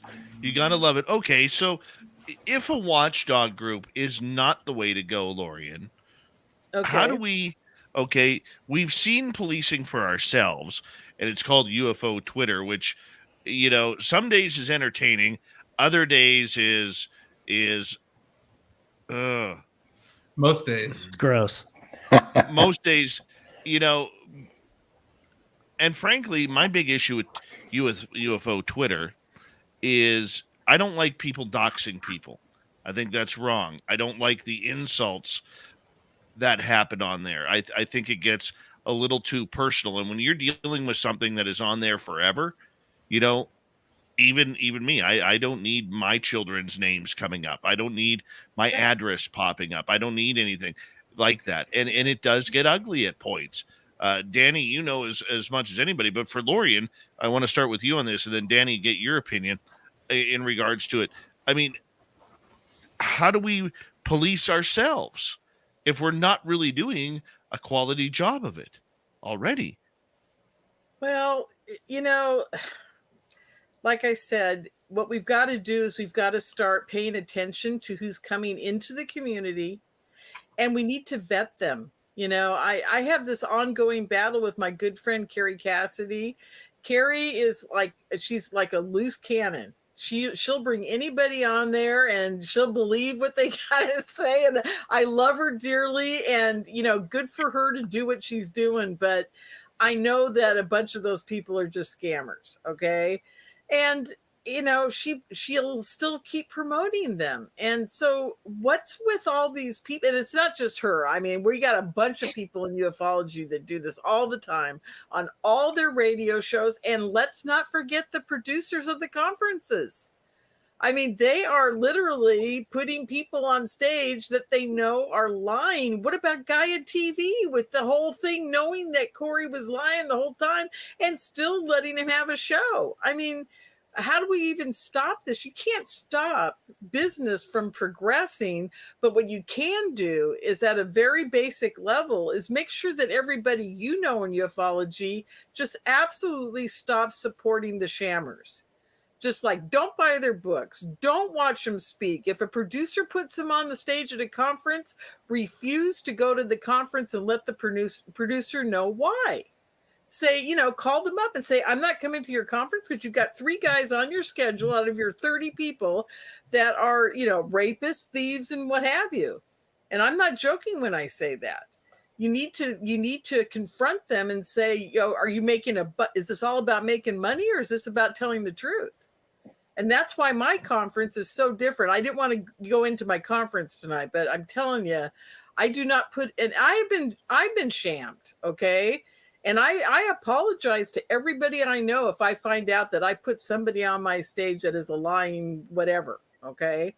But I just got to say I do my best to tell the truth, and that's what my conference is about, is to put people up there that are not your regular people on the same stage for the same event, the same people every freaking time. I don't know about you guys, but I'm sick of it. That's why I do what I do. Is because I'm just so sick of seeing the same people all the time. I mean, Science Bob should be on a stage at every event there is. He has so much amazing information. And, you know, it just bothers me that no one pays any attention to him, you know? So anyhow, I'm going to solve that problem, Bob. I think it's because he's probably telling the truth. Yeah. See, that is a big problem. And you should be on a stage, Ben. Why aren't you on a stage? I'll get on stage when you're on a stage. Let's go. Well, I will say this. I'm going to shoot one over your bow here, Lorian.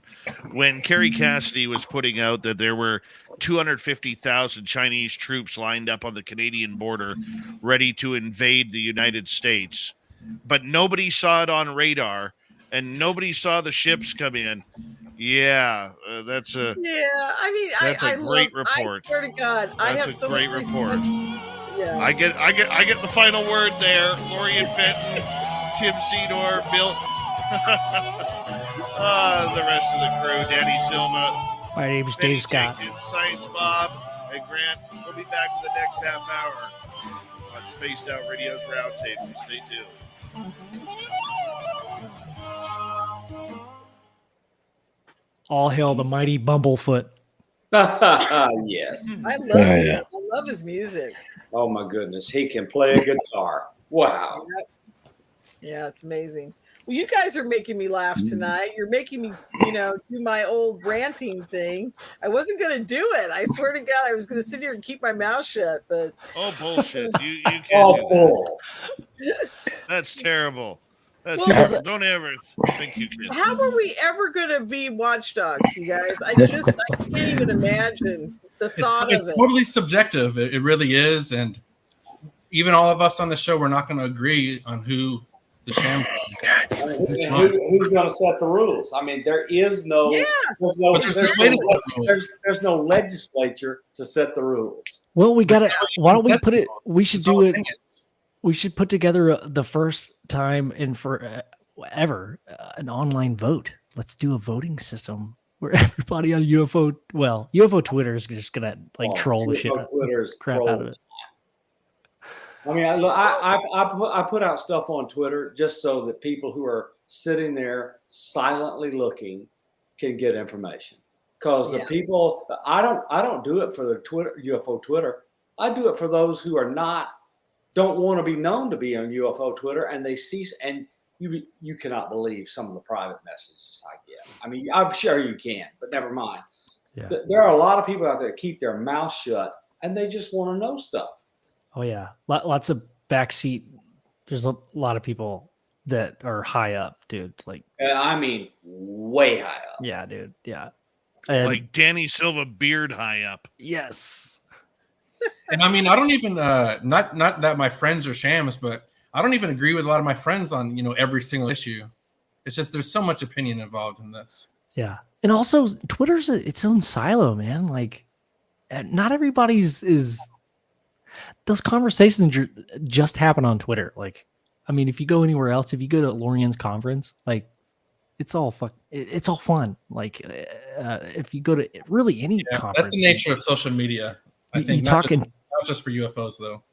Yeah. I think So, you're right. Lauren, is there an opportunity today to discuss why MUFON just kind of half deals with the experiencers and won't deal with orbs at all? Yeah, I can You need to explain discuss. that. Because one of I don't know if I want to do it when we're live, right? Yeah. Yeah. Or this is Dave's show. He's got a set of questions he wants. I want to know. Yeah. Well, the thing with the orb problem is that, as we like to discuss it, is I'm actually doing a science show, around what we consider orbs, and we're going, it's a long story, but the thing with the orb problem is their scientists way back in the early 70s said to them, how can you distinguish what's camera lens, what's this, what's that, what's off of the telescope, whatever. And because of that, they just decided they weren't going to address that. It had to be a craft shape or an unknown light where it looked like a UFO in order for them to deal with it. Having said that, and I'll get to you in 1 second, sweetie, but having said that, the technology with D'Antonio has gotten much better, and he is our MUFON technology looking at all the videos guy. And he's saying now maybe there's going to come a point where he can start examining the orbs in a better light. And that might happen in the future. But if you're talking like true orb pictures, that is the reason they don't do it. Because 90% of the time it's a reflection, I can agree with that in certain cases, especially if you're, but at night, it's one of those deals where I've seen plenty of orbs. In fact, orbs is well, pretty now, much. what are you now, here's the thing. How do you distinguish what an orb is? I'm talking about those pictures where we see like these a million orbs around 20 people, those type of things.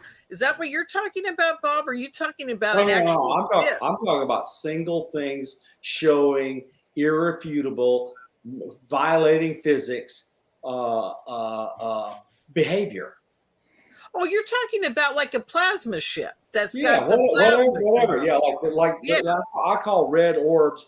People tell me that red orbs are hiding craft. That's right. Okay, so and then blue orbs are this and blue. So we are seeing like lots of these orbs around us, and I have this like ironclad proof that they are far enough away from the camera. It's not dust. They're exhibiting non-ballistic motion. 10 seconds, guys. I got to cut it right there. 10 seconds.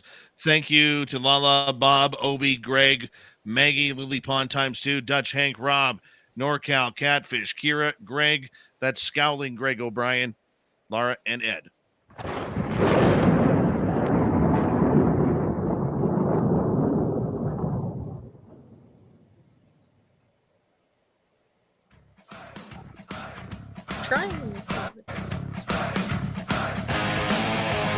We pass the halfway point of Spaced Out Radio tonight. Good to have you with us. My name is Dave Scott. Very much appreciate earning your listening ears. I want to remind you that if you missed portions of this show or others, check out our free archives at youtube.com/Spaced Out Radio. Do old Davey the favor. Hit that subscribe button. Our website is spacedoutradio.com. We have a plethora of features for you. Rock out to Bumblefoot, read the news wire, check out our swag as well. Follow us on Twitter at Spaced Out Radio, Instagram at Spaced Out Radio Show, and on TikTok at Spaced Out Radio. We're turning the corner here onto another subject because we were told we were not getting any more photos. We were told we weren't getting any more videos. The Navy was shutting everything down. And then, lo and behold, Jeremy Corbell and George Knapp release the Mosul UFO, which looks like an orb flying down one of the roads of Mosul in Iraq. Danny Silva, we're going to start with you on this one. Number one, if everything's supposed to be shut down media-wise by the military, how did Jeremy and George get this out? They've really been doing amazing work. They have maybe some of the best sources. They're also willing to put their butts on the line. And they also work on these things for a very long time to make sure what they're doing is legal and to protect themselves. And they're two of the best to ever do it. They've been keeping this thing going for a long time. Their motivations are totally pure. I can't say enough good things about those guys. They really have just been holding it down. I mean, we got the original videos from To the Stars Academy in 2017 and 2018. There hasn't been a whole lot released. And then Jeremy and George did the 2019 video, and now we have this, and there's more to come. So it's really exciting. No matter what you think these videos and photos are of, it's interesting because it was in government reports, and I think George and Jeremy, that's what they're doing. They're reporting. So they're not co-signing it as 100% a UFO. However, this was in the task force report or whatever reports they were in, and this was from the government. So I think that needs to be made clear. When people are blasting George and Jeremy for what they're doing, they're reporting. And if people have a problem with these photos or videos, they should take it up with the government or whoever was circulating them in the first place.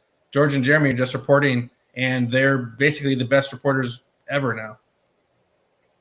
So don't shoot the middleman, so to speak. Exactly. There's problems with this thing. Yeah, but thank you for pointing that out, Danny. Bob, what don't you like about this? I don't like the fact that the heads-up display has 0300 UTC on it, and that would be dark in Iraq. The original photo, and my good friend and Tim's my good friend, Random Guy, pointed this out the other night. the only, and I would never ever in my life catch this, but he's kind of an aviation guy.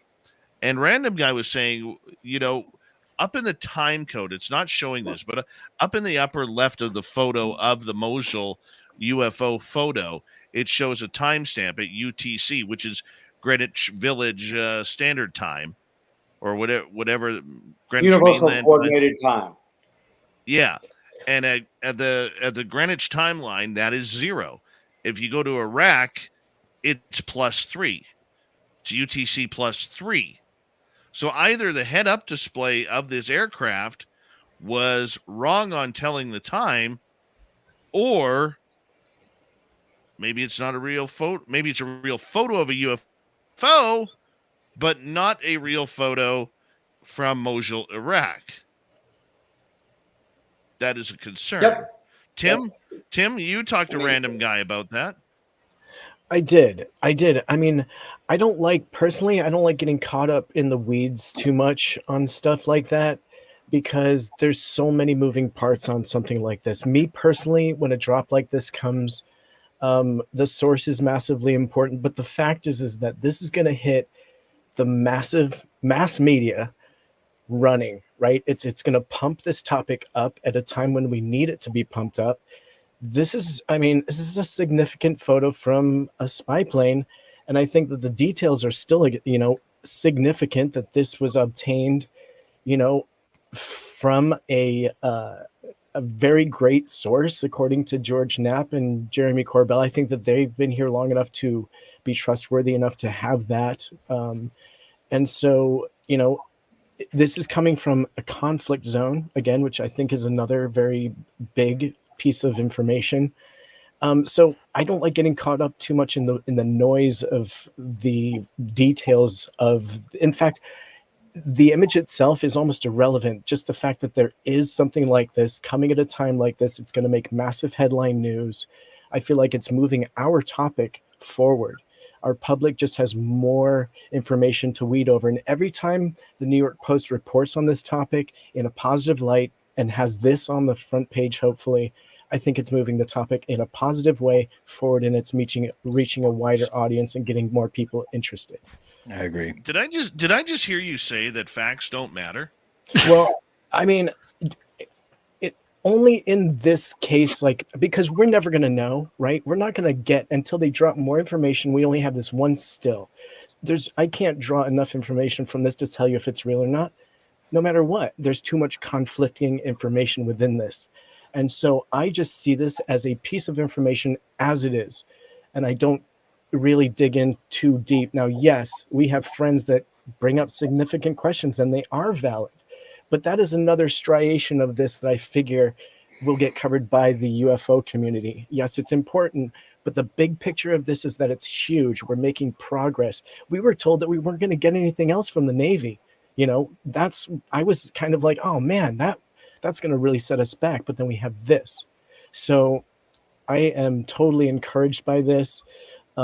Whether it's real or not is, again, going to come to light. Hopefully, we are seeing more and more information coming from this source. Let's hope that, JC and GK come through again with some follow-up information, maybe some radar. Well, I'm not saying that it isn't a UFO photo.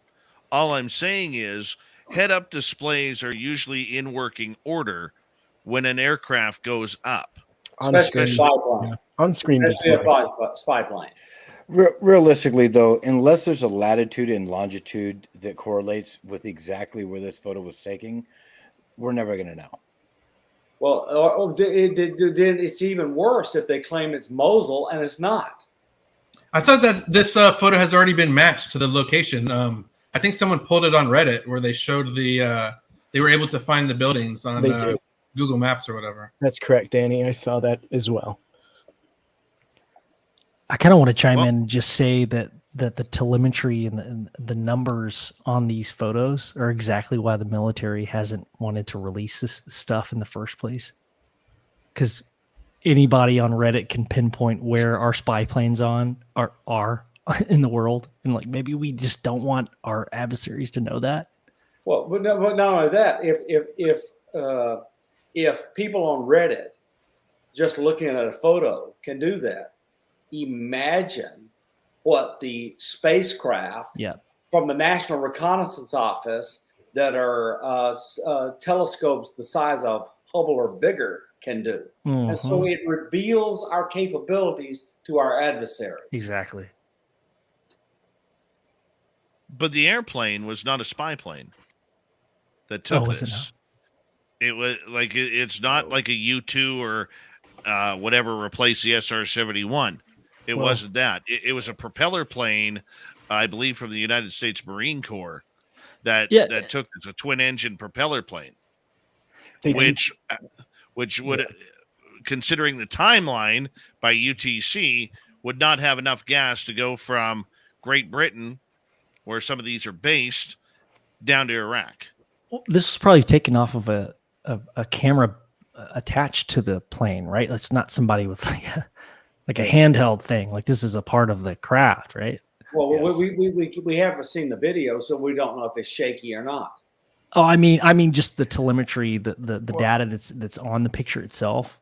Right. And with this still frame, they did release information saying that the image was captured in April 2016 by an intelligence reconnaissance plane.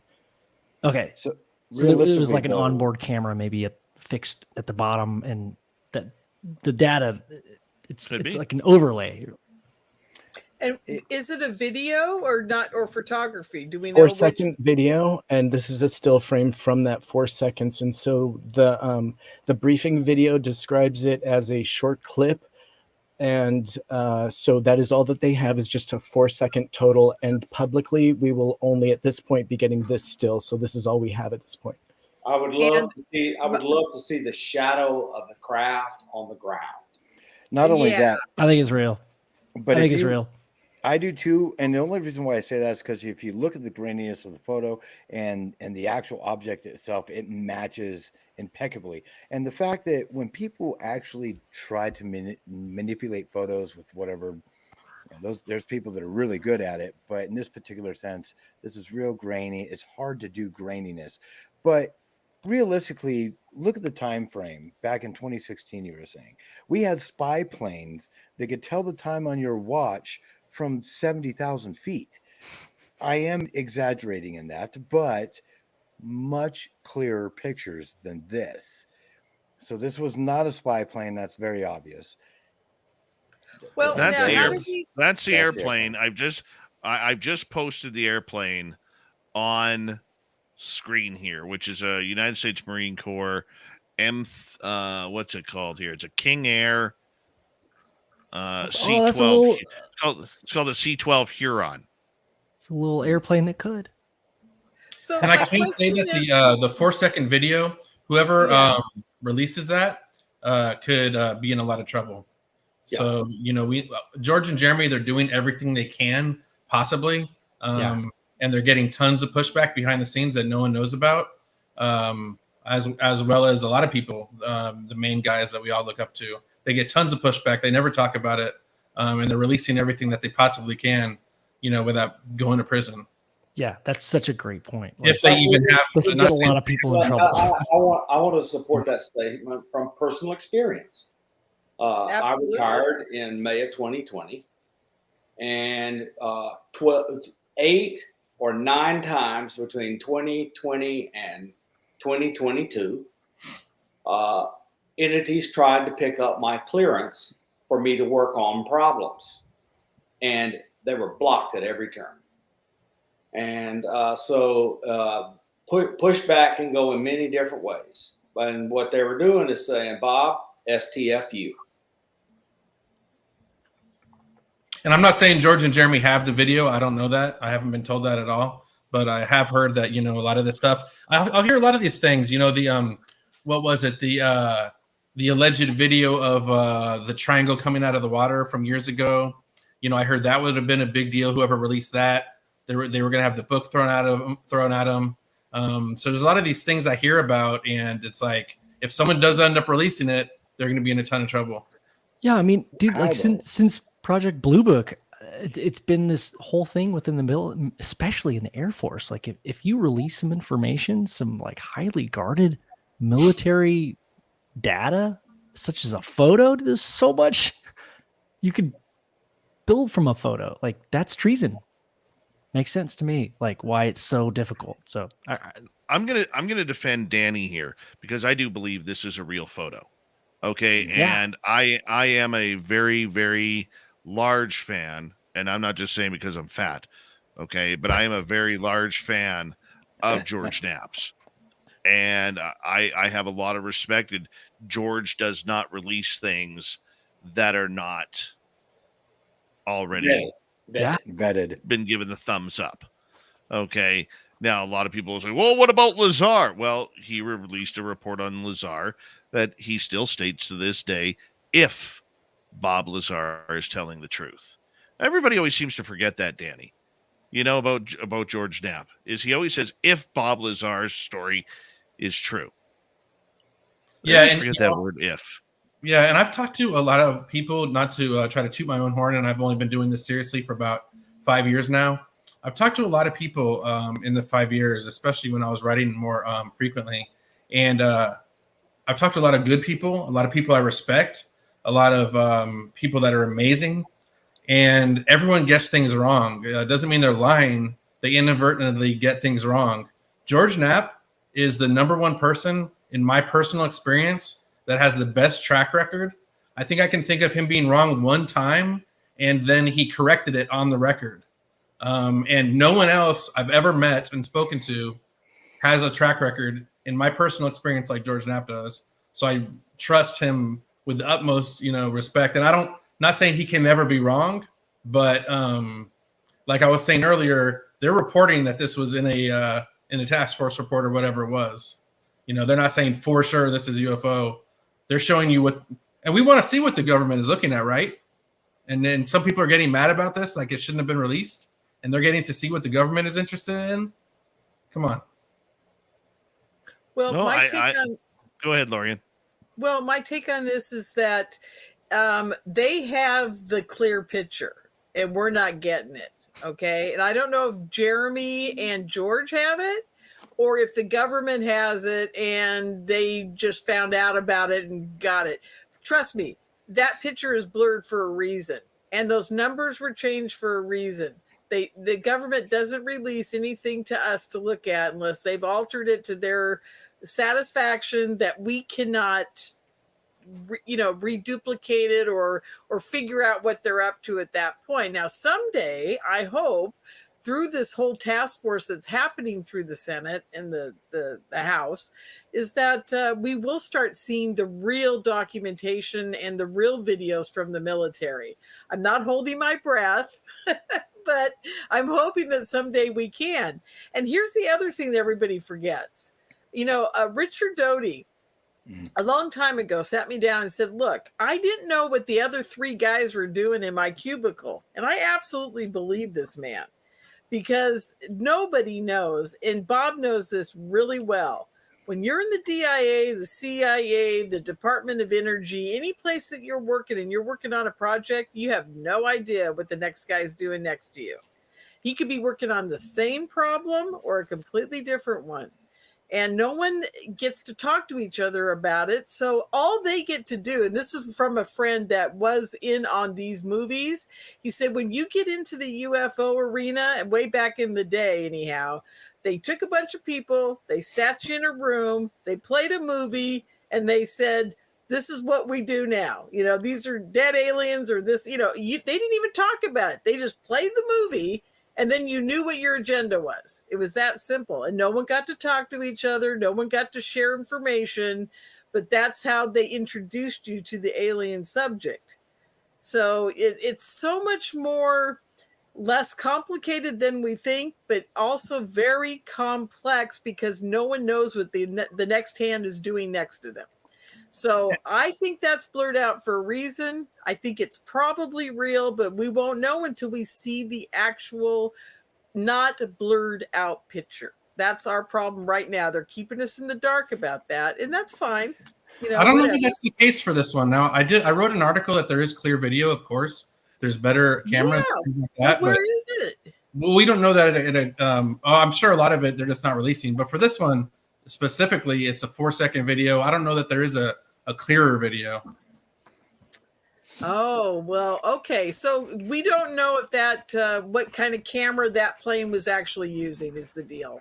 Right, Bob? Do you have any idea if they all use the same camera or Actually, they change cameras regularly depending on the mission. So that's number one. And number two, what Laurian's talking about is everybody that works in these levels has a security clearance.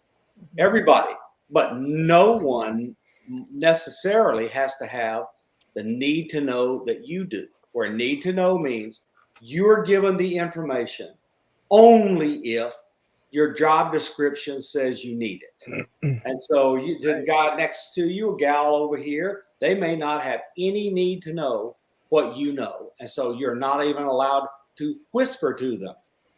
People probably do a little whispering here and there, but they're not supposed to. That's number one. And so I want to bring up one other thing before I forget it. There was a UFO person with some credentials that got in to see a public appearance by Senator Gillibrand. And she gave off-the-cuff remarks that were recorded beautifully. Oh, yeah, my guy Ozzy did that. Those remarks were unbelievable. She said, she talked about crash debris, craft retrievals. This interview was unreal. And I hope somebody here and in the audience can remember where it was, because I looked for half an hour and couldn't find it. But I mean, this was really unreal. She said that the current leadership, Sean Kirkpatrick, was told by her and others in the Senate Select Committee on Intelligence, just hang in there and keep doing your job. Even if you're being stonewalled, over time, this will change and improve. And so it looks to me like the Congress is not going to sit idle. That was Ozzy Franco. Ozzy Franco, yes, that's who it was. Yeah.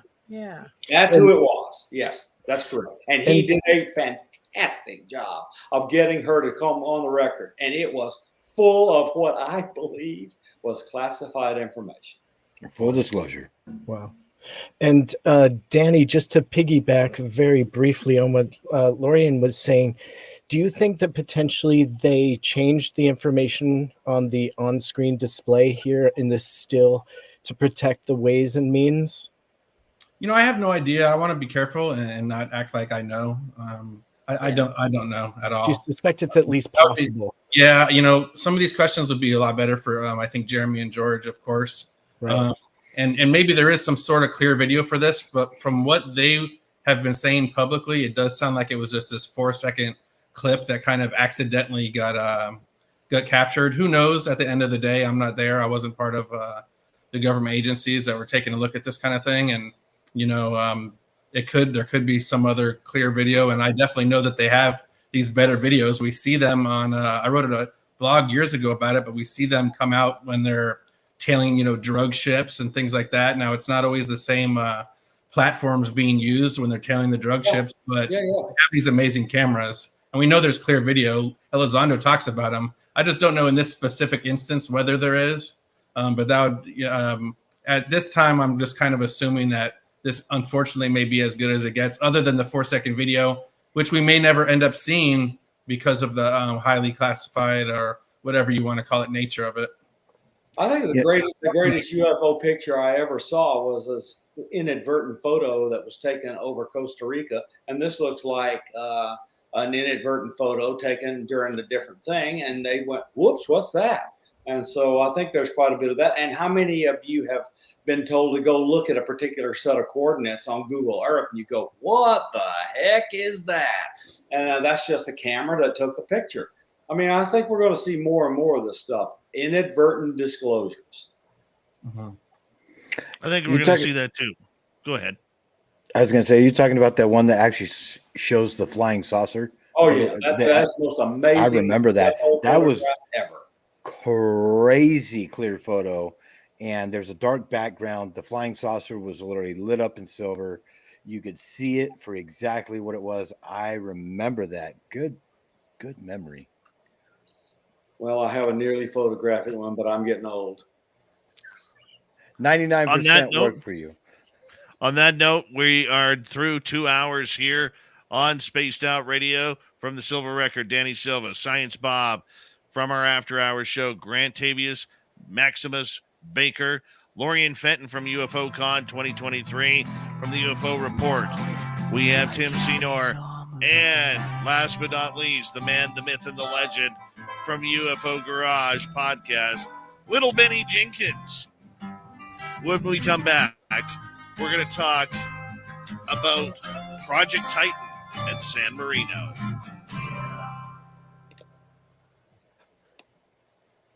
We is Somebody clear. tell me what San Marino is. I have no idea. Yeah, I'm curious. They're getting. I'm starting with the Lorian UN and Ben involved. then. They're getting the UN involved in UFOs thanks to Elizondo. Oh, Or that's the goal. wonderful. That's the goal, at least. I thought you were talking about the Apple car. I'm like, what? But San Marino, I mean, we're talking about somewhere in Italy, or is that what we're talking about? Okay. All right. That's Sounds like an Italian food place down the street. Maybe have a couple meatballs down in San Marino, you know? Put the mozzarella. Yay! Get it. Oh, Bob, I have a scientist from France that wants to come over and speak at UFO Con. And Baptiste, I know him really well. No, it's Vincent. Gosh, what is his name? I don't have it. Oh, wait. Let me give it to you. And would you look him up for me? Absolutely. Because I don't know who. I mean, I looked him up on Facebook and Twitter and all those things, and he seems pretty legit now. I look very interested. Well, I have a ton of European UFO friends, and I have a guy that works for Cometa, etc., that I interact with daily. So I'll find out who it is. Okay, let's see if I can find his name again. Let's see. I don't think a lot of people understand the draw that John Ramirez and possibly me and some others that we know already are going to be there will have on people overseas that normally don't come.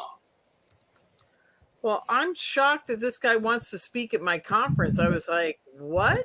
Why? John Ramirez is a great example of how the watchdog group would not work. Half the community doesn't trust him and doesn't want to listen to him. The other half thinks he's great. And there's really no way to know either way. Unless you lived your life on the inside. Yeah, but what about the claims he's making? I believe most of them. Is he getting them from official sources or his own sources from YouTube, or what's he doing? Or is it all coming from the CIA? His releases are pre-approved, or he couldn't do it. He'd go to jail. That should be interesting to all of you. So you're saying that the CIA pre-approved when he's talking about hybrids? Everything in his book had to be pre-approved for release by the Central Intelligence Agency Security Office. But does that mean that they're saying it's real, or they're just saying it didn't?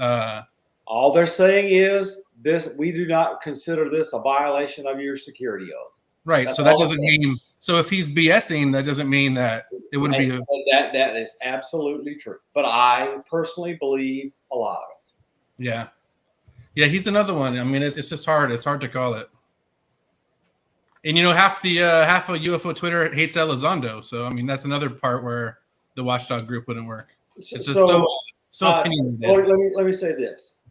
I believe that Jim Semivan has said things that are even more shocking than stuff John Ramirez has said. And Jim Semivan, I know what position he had. Mm-hmm. Holy mackerel, there is no way he's lying. Mm-hmm. Yep, I agree.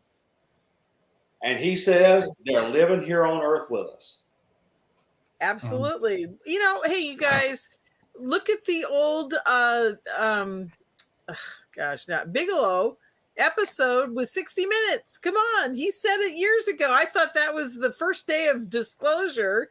And I thought it was all over. I thought we were like, oh, yay, it's all done. Bob did it for us, right? But no one even cared. The other thing that keeps bugging me is why people always yank and turn to the CIA. All the people at Skinwalker and Bigelow, they work for the DIA. That's right. Oh. You got to get, and a lot of people don't understand a lot of stuff happens in the Department of Energy. And one of the reasons it happens in the Department of Energy is they have a separate and nearly carefree classified data system that is not connected directly to the intelligence community and DOD, and they can get away with murder. I was just going to say that the only reason that I ever believed Bob Lazar's story is because he was approached by the Department of Energy. He was not approached. It was EG&G that approached him. So I knew it was real then, because every scientist I've ever known that's worked for anybody was approached by these guys, and they do it in a backhanded kind of little manner. They kind of come up to you and get to know you, and then they spring what they'd like you to do for them. Okay, so my favorite story that illustrates how classification works around this system is a guy was brought to an office and told what he would do. And the person who was interviewing said, okay, this is the last you'll ever see of me. And I have never seen what you're going to do. And I'm never going to go on the inside. I'm stuck out here forever. I envy you. I mean, that is the level of effort they go to separate people and segment it so that no one knows every piece. That's right. All right, guys, I'm gonna get you to hold on. We're coming back in 20 seconds. Thank you to all our super chatters tonight, including. I posted it for you. Oh, I'm sorry. I'm sorry, Dave. Thank you. Appreciate you. I love you. That's Lorian Fenton, everyone. I love her. Interrupting Dave. No. Here we go, everyone. Here we go.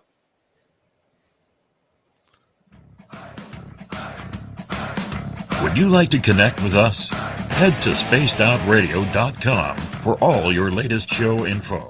Now, back to Dave Scott and SOR. Third and final hour of Spaced Out Radio is now underway. Good to have you with us.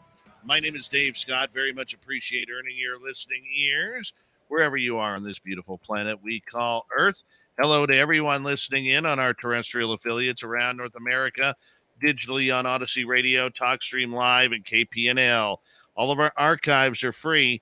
Join us at youtube.com/Spaced Out Radio. Do old Davey the favor, hit that subscribe button. The Desert Clam has set the password for tonight in the SOR Space Travelers Club. What do you got for us, Clam? Let's take a look. We have Obelisk.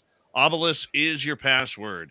Use it wisely, Space Travelers, as the Clam sets the password each and every night right here on Spaced Out Radio. Our website is spacedoutradio.com. We have a plethora of features for you. Rock out to Bumblefoot, read the news wire, check out our swag as well. Follow us on Twitter at Spaced Out Radio, Instagram at Spaced Out Radio Show, and on TikTok at Spaced Out Radio. We continue on with our SOR roundtable tonight. Great panel tonight with Science Bob from UFOCon 2023, Lorian Fenton from the Silver Record blog, Danny Silva from After Hours on our weekend show on our YouTube channel, Grant Baker, little Benny Jenkins from UFO Garage Podcast, and from the UFO Report, Tim Senor. Before we get going too hard here in the next hour, Lorian, I want to bring you up here for a second because you have what I think is one of the best UFO conferences going in North America called UFOCon 2023, and I have been thankfully a part of that. This will be my fourth time coming down where I will MC this year's event for you. And I would love for you to tell people what they can expect on March 17th through 19th at UFOCon 2023. Wow. Okay. I wasn't expecting that, but thank you. We are going to have some amazing experiencers speaking for the first time. And one of them, just to bring this out of the blue, was really crazy. He came to the conference last year, met Paul Hynek, and he said, you know what? I don't know why I have never told anybody about what happened to me. And Paul listened to his story there at the conference, and he said, "My God, man, that was an amazing story. You should tell people." And so he called me up this year and he said, "I'm a professional speaker in my other life.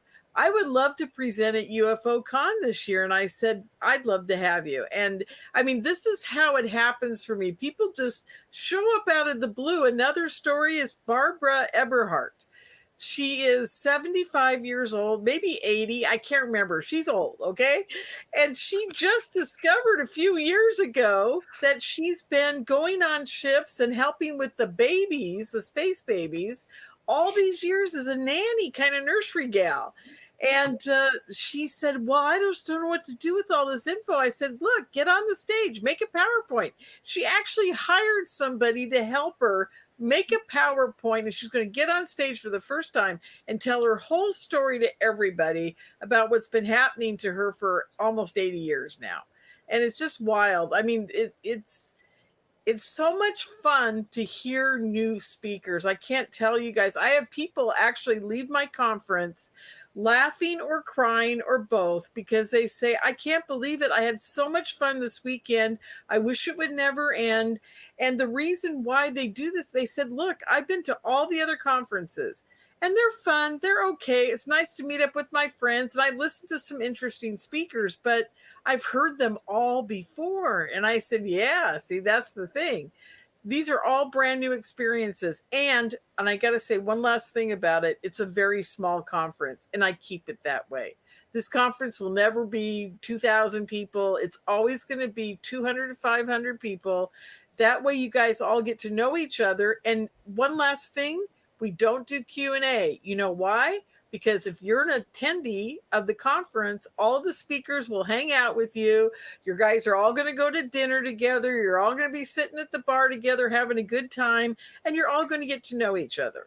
And that's the importance of, I think, having the conference is so everybody can learn from each other. And remember, it is truly a personal experience, and you get to share it with other people, and nobody judges you. And that's the best part about the conference, I think, is that everybody gets to be together as family. And Science Bob is going to be speaking there. Yeah. Bob, what are you going to be talking about? Oh, gee, I wonder what. Okay, so the last year, I can't even describe my life. Okay, so I went from scientist looking for nuts and bolts craft with some belief in some of the other stuff, because I had been to Chris Bledsoe's house and I went, "Hey, you know, Chris Bledsoe, he had this experience is unique to him. It'll never happen to me." And then suddenly I had a hitchhiker. And then suddenly I had this. And then suddenly I had a that. And all of a sudden I got my mother passes away and somebody gives me a personal reading. And I go, "Oh my goodness, my mind was opened." And I began looking at this kind of other side of the situation than a nuts and bolts craft. And it's a lot more interesting. And guess what? It turns out to be bloody real and reproducible and visible and see stuff. Every single day of my life, I can take a picture of a craft in my sky. Every single day because of the woman I live with. I mean, I would just tell you, it's just, you can't begin. So we are going to show and talk about our experiences. She wants me to do the talking, but it'll be, she does 90% of the camera work because she's just obsessed with looking at these videos and finding these craft and these other things. And we were just driving down the road the other night. She decides to take a picture of the moon above this train track crossing. She just decides to grab her camera and do it.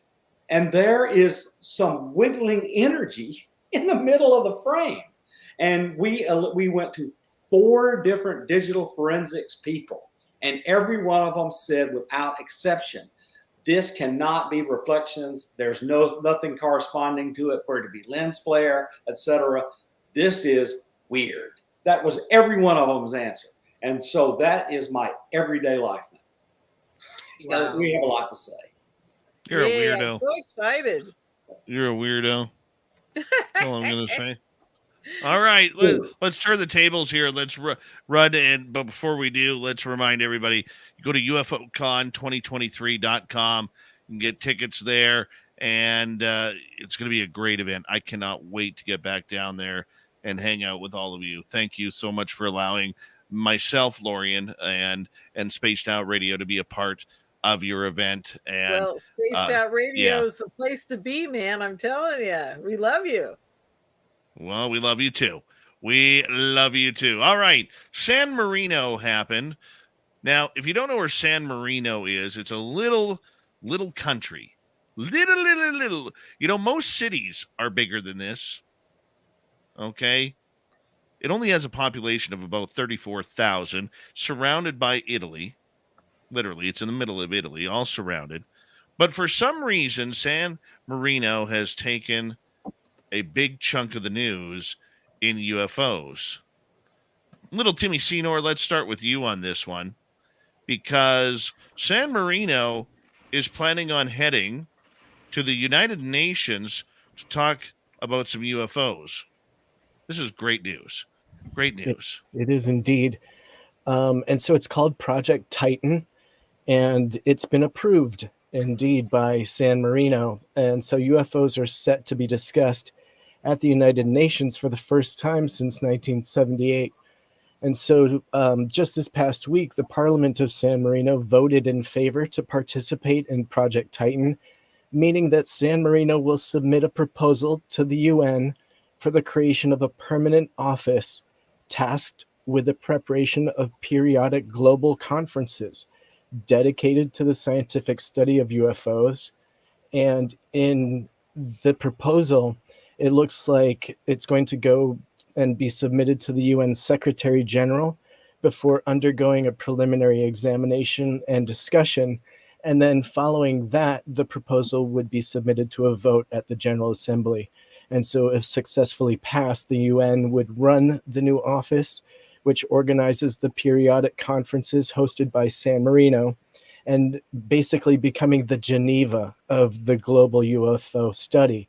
And so the conferences would be accessible to private and state-backed researchers and organizations.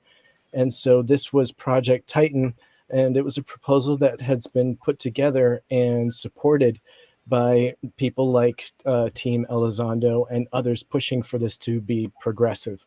And so it's massive for people that are looking for this topic to be looked at globally in a position where all countries can bring their own data to the table potentially. Now, let's consider that, again, that 35 years ago when this was brought before the UN, it was actually squashed. And so the topic wasn't brought forth. Hopefully, I am understanding that they're bringing such people as Richard Hoffman, and also I'm forgetting his name, but a military personnel will be representing there and recently did represent there. So bring the possibility of this being, something in our air that needs to be addressed is definitely potentially bringing some urgencies to the table on this topic. Danny Silva, let's get to you on this one, because I know this story really intrigued you regarding the importance of the UFO topic finally hitting the United Nations at some point here in the future. It's cool to see something that Lou Elizondo has been hinting at and working towards for many years. It's been a big win for him. And that's kind of what it boils down to for me. I would be in wait and see mode of what the UN can accomplish, but I know this was one of Lou's long-term goals that he's been working on along with others. And it's just really cool. And it's more of his what he's doing working. And it's amazing. I hope that it gets picked up by the UN, and I don't know, they get some sort of a program going or whatever they may do where they're able to investigate it and get countries to work together, because I know that was another one of Lou's goals. He wanted countries around the world to be involved and kind of working together. And it's really amazing that the things he's been doing has been working not only in the United States, but internationally. So hats off to him.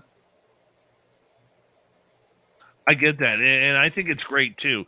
It doesn't matter whether it's Elizondo or anybody, because the fact that this is going to hit the public, there's a greater chance that the media is going to pick this up as well. Grant, I mean, we want to see this story explode. It may not get picked up by journalists here in North America, but there are going to be journalists around the world who look at San Marino and what they're going to state and say, you know what? We need to cover this. This is a worldwide problem. It's not an American problem. It's not an Italian problem. It's not a Canadian problem or a Brazilian problem. A worldwide phenomena is happening that is now going to be talked about rather than everything else that we hear all the time. Exactly. When it comes to the United States, everybody's watching. And of course, I live here, so it's us, so to speak, holding the smoking gun. And it's really nice because, yes, this is a global phenomenon. And you hear things all the time. There's different countries. We're not the only ones that are experiencing this. Canada experiences it all the time. There's certain countries that just don't talk about it. But realistically, it is really nice. It's something that needs to be done because it needs to unify us as a whole, so to speak, when it comes to every single country, because we're all in the same boat, people. We are literally in the same boat. Doesn't matter who you are, where you're from. I've seen things in the sky. I've seen Bob's pictures. I've seen what he's seen. He's not kidding. Every single person on this panel has probably seen something. Everybody that's listening to us has probably seen something. Whether you believe it or not, this is happening everywhere. So for them to come out like that, I'm pleased. I'm 100% pleased with it. I'm worried that the same thing that happened to Lee Spiegel when he joined the Grenada delegation and came to the United Nations and tried to pass something through the General Assembly will happen again. I'm hoping it doesn't. Me too. Yeah. I've never seen anything. I'm the odd man out. I saw a green light once, but I'm so skeptical that I can't rule out it isn't a drone. But I know that there's enough evidence there to be interested in the subject. I want to make a suggestion. Go out with Melinda Leslie or somebody like that. And after you do that, I think consciousness is a quantum field, and you're going to be quantum entangled, and you're going to carry him home with you. Yeah, and Chris Bledsoe invited me to come out many years ago. You and should. Yeah. Once I went to Chris's house, I saw stuff all the time. Yeah. You guys, there's a very simple answer to seeing UFOs. You just have to want to, and you have to not be afraid. I tell everybody that every day. And then I say to people like you, Danny, is just go to Melinda, because they're... Go to Melinda. Yeah, because once that happens, once you've been there, or go to my July. Are you in Northern California? No, I'm in Texas. You're in Texas. Oh, that's right. Yeah. I was going to say, if you're near me, I do a big UFO skywatch every July, and people are literally blown away by the things we've seen. Yeah, Danny, where are you in Texas, dude? We got to hang, bro. DFW. I'm in Georgetown. Where's that? Like north of Austin. Oh, cool. Very cool. My wife is from Colleyville. Oh, awesome. Yeah, if you're in the area, hit me up.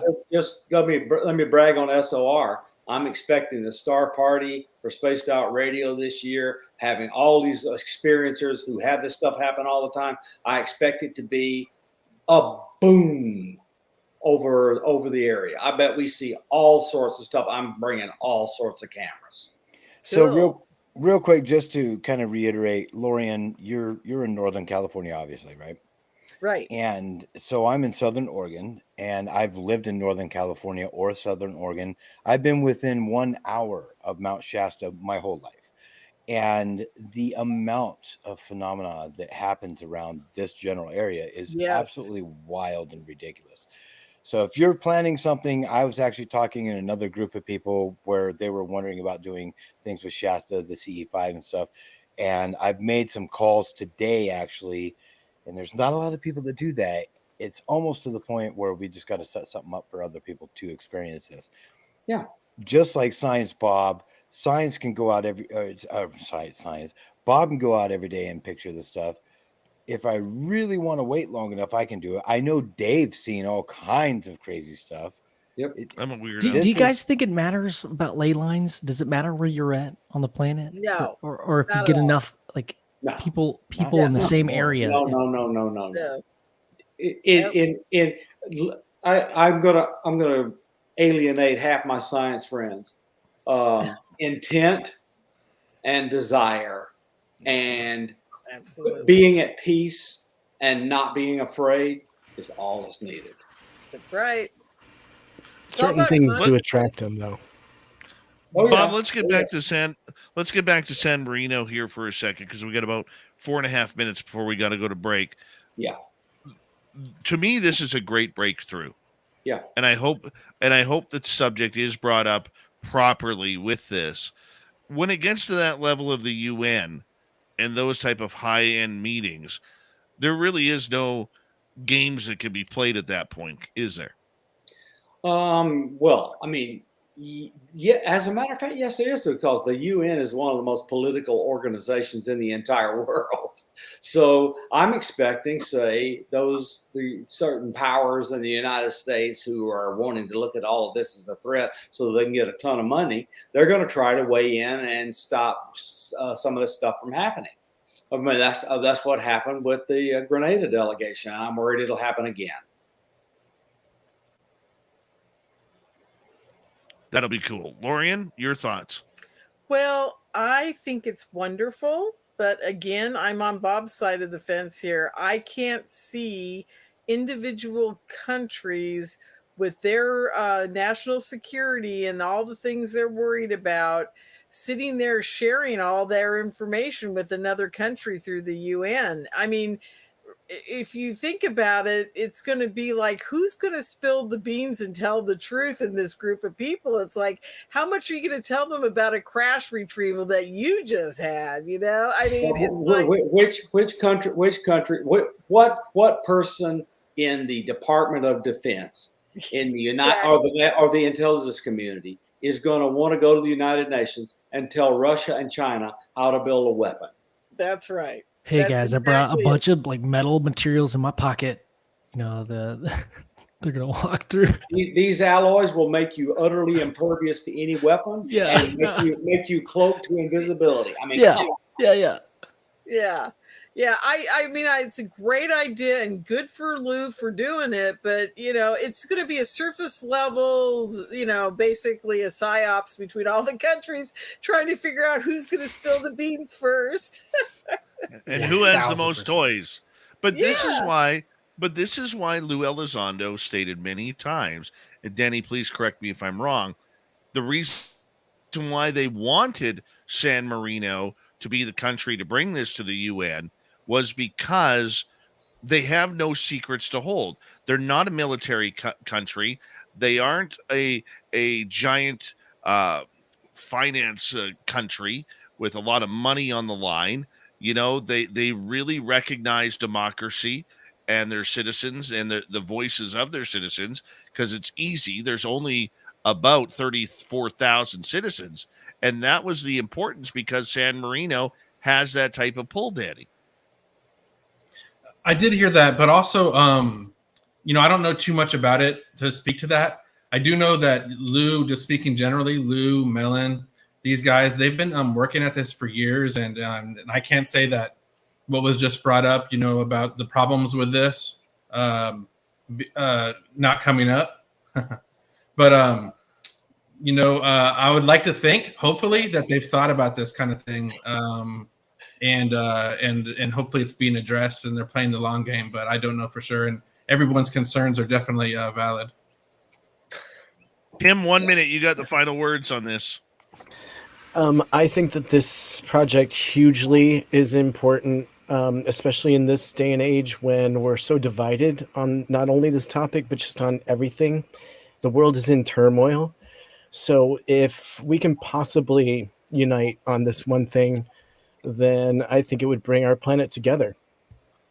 Yes. Tim is well spoken, and he gave a great synopsis of this topic earlier as well.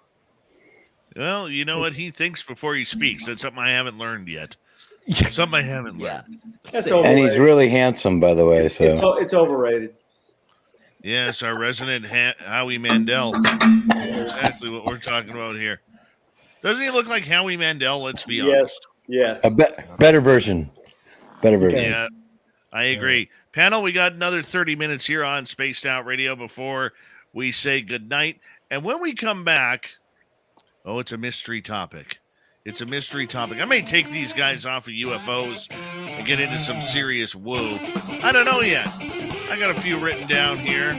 We'll surprise the panel when we return for the final half hour of Spaced Out Radio. My name is Dave Scott.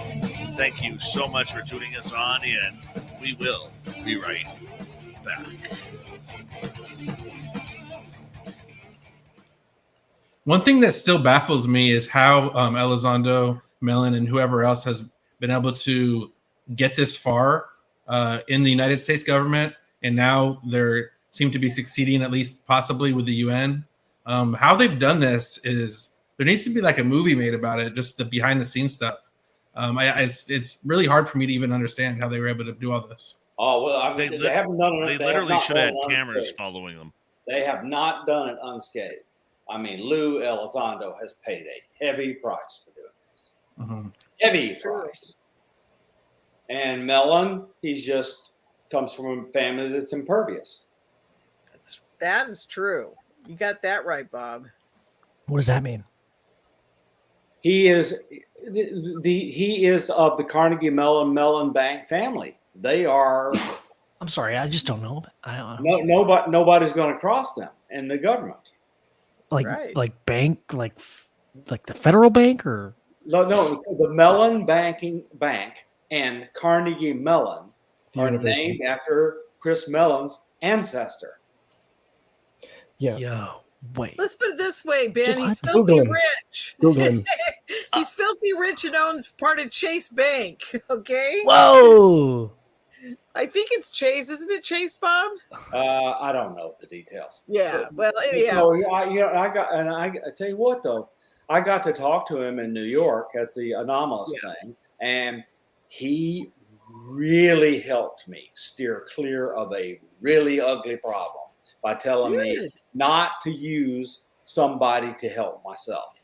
And I was very appreciative. And he exchanged proton mails and has reacted and interacted. He is a really good guy, in my opinion. He seems like a pretty stand-up dude. He's just straightforward, and his talk. Yeah. I hope when his talk comes out on YouTube, everybody goes and listens to it, and everybody should listen to the first one where Gary Nolan gave a talk. That talk was freaking amazing. I think they're up there already, aren't they? I know the first one is. I don't think the second one is up yet, but I could be wrong. All I'm saying is we need to do a big fish fry. Science Bob. No kidding. I'm ready to come to Texas and go fishing. Hey, bro, if you haven't had Texas catfish. Your big fat uncle going to bring you a fish fry. You ever had yellow cat, man? I love catfish. Oh, dude. Texas yellow cat, man. That comment was really funny. I was It was hilarious. Yeah, it was hysterical. It really, I was laughing. Wow, I could barely contain myself, Dave, you bum. Don't blame me. Blame old meaty toes there. You want to try some good catfish, Ben? Go to the Snake River over on the east side of Oregon, and they got some big old blues, and I mean some big blues. Ooh. They're amazing. Yeah, I grew up in Oregon, and I'm telling you, folks, I've been all over the whole state doing camping, fishing, the whole bit, and Oregon is just freaking amazing. There's nothing like it. I grew up in Alabama. And I lived there. Growing up in Alabama, my dad was a newspaper guy, and we lived near locks and dams on the Tombigbee River. And occasionally bad things would happen. And I would get on my stuff and go down into the river, and I would stay there to help look for things that were missing. And the only problem I had was when a catfish that was bigger than I am swam by me. Oh, I'm man. good. Exactly. That'll scare me. Oh, the sturgeon. They're terrifying creatures. They're like actually dangerous. Like Aggressive. Yeah. Well, the sturgeon up in the Oregon, like in the Columbia River and things like that, my God, they get to be 30 and 40 feet long. They're like submarines down there. Yeah. Try Shasta Lake out of Redding, California, right there where the dam is. I remember when I Yeah. was a kid, because that's where I grew up. There was these guys that would sneak out there at about 10:30, 11 o'clock at night with these contraptions, and there were steel cables, and they'd run out there and strap this thing to the huge railing, and they would strap these things down there and throw this bait out, and it would just zzz, all the way down to the bottom. When they started reeling this thing in, it was just, and they would have some massive sturgeon coming out of that lake. Yeah. Yeah, I don't swim in that lake.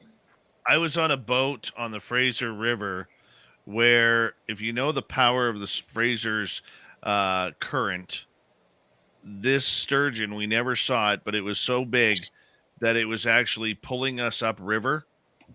Oh, wow. And then it went underneath a log and swam up the other side. And as it was pulling, it started to sink the boat we were in. We were in a 24-foot boat. 5 seconds. Hold on, guys. Okay.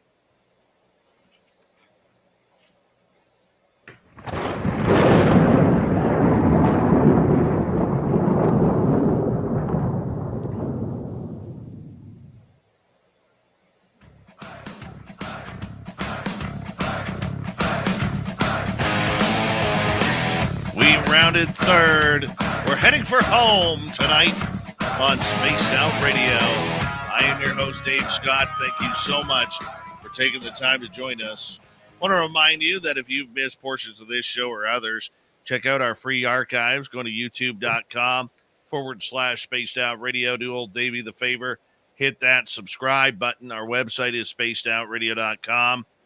We have a plethora of features for you. Rock out to Bumblefoot, read the Newswire, check out our swag as well. Follow us on Twitter at Spaced Out Radio, Instagram at Spaced Out Radio Show, and on TikTok at Spaced Out Radio. Final time tonight, here is our panel from UFOCon2023.com, Lorian Fenton. From the Silver Record, Danny Silva.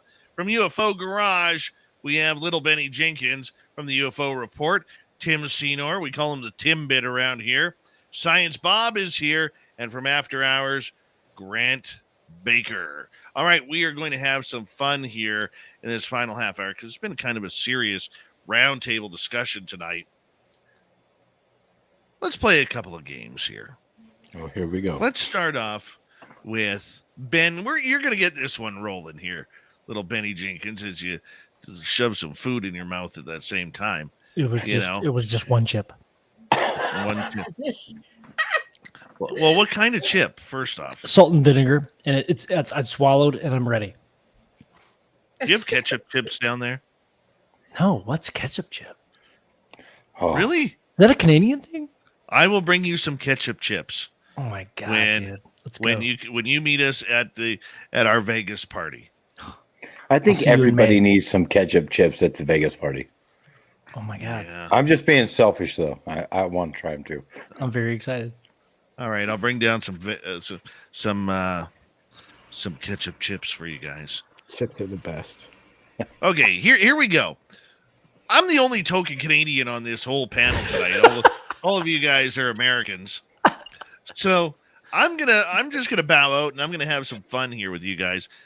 And I'm gonna ask you and start with you, Ben. Out of everything that we have learned about the UFO world, whether it's woo, whether it's serious, let's have some fun. What do you want to see come out in 2023? Ooh, I like that. Give me your wildest, most outlandish want. Oh, I like that. Oh, I do like that. Okay, so one of my favorite stories that has been a very consistent story, because Joe and I, UFO Garage podcast, we focus more on like experiencer stories. Like we're just very interested in the human condition and like what people go through and the stories. A very consistent story is of the manted creature, alien, extraterrestrial. I want to know if that's a real thing. Like we've heard of grays, we've heard of tall whites, we've heard of very human-like creature. Like I gotta know that I gotta think that there's some other entity out there that isn't the 2 arms, 2 legs, 1 head. I've gotta think that there's some other entity out there. Like I want to know if there's a mantis type alien out there.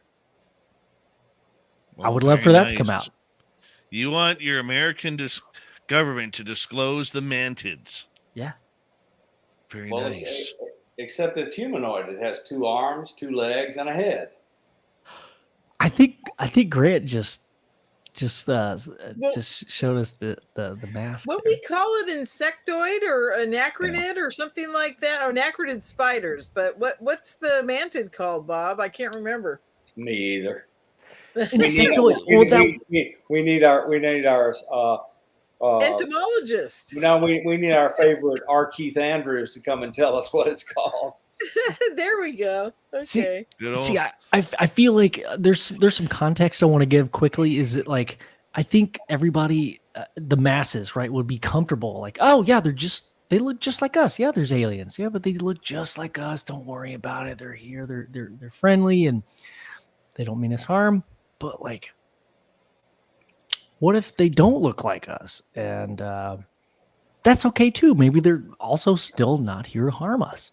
That would be cool. I would like that. Something different from us. I like that.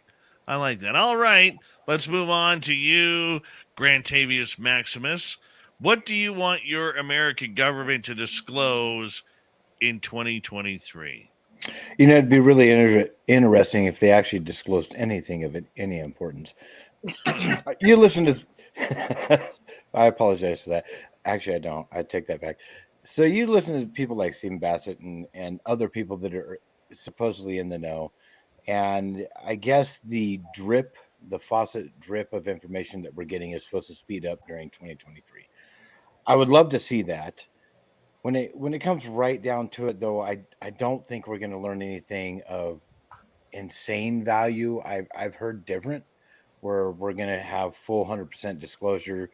I don't think it's going to come from the government, but realistically, as long as the ball keeps getting kicked down the field, I'm happy. I would love it to be kicked more than an inch at a time and actually start getting some yardage for anybody that's into football.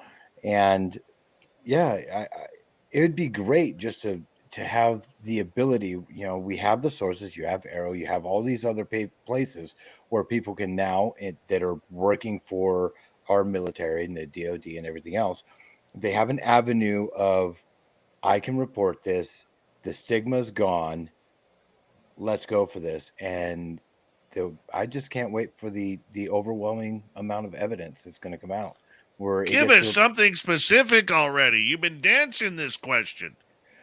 Man, I want to find the dude that pulled up into my window when I was 5 years old and be like, you could have tried a little bit of a different tactic because you scared the living daylights out of me. Shake my hand, let's have a ginger ale over this and let's get over it because I want to meet the Grays. All right. Government Grays for Grant after 25 minutes of dancing there. Danny Silva, let's get to you. 2023, outlandish or not, what do you want to see the U.S. government disclose in 2023? I'll go with not outlandish. I really want the whistleblower protections to work. We're hearing lots of different things that good point. These waived, unacknowledged special access programs are just totally impervious, and maybe even the whistleblower stuff is not going to work. So that sucks. I'd like, if I had my way, I'd really like that to work, and we kind of get a handle and get to peer into some of these special access programs. Also, just something I'm excited about is what George and Jeremy are going to be doing throughout the year, and we know that they have a lot more left in the tank for this new wave and their new releases. So I'm excited about that. I'm very excited about it too. All right, let's go over to little Timmy Senor, our resident Timbit. 2023. Yep. the year of the woo, my friend. What would you love to see the U.S. government finally announce? Right. Well, I'm not the kind of guy that sits around and waits for the government to announce anything, but honestly, what I would like to see in 2023 would perhaps be Lou Elizondo's book come out, and rapidly, right after that, a movie, maybe directed by Danny Silva, something along those lines, maybe starring The Rock as Lou Elizondo. Pie dreams, pie in the sky, why not?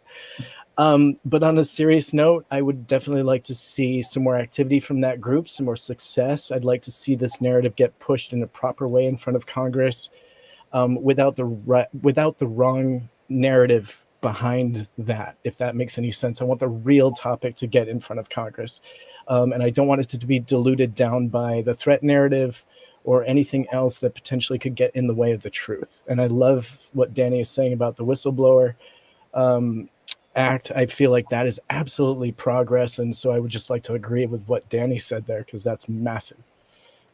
And let's get a mainstream public sighting while we're wishing. Those are always nice.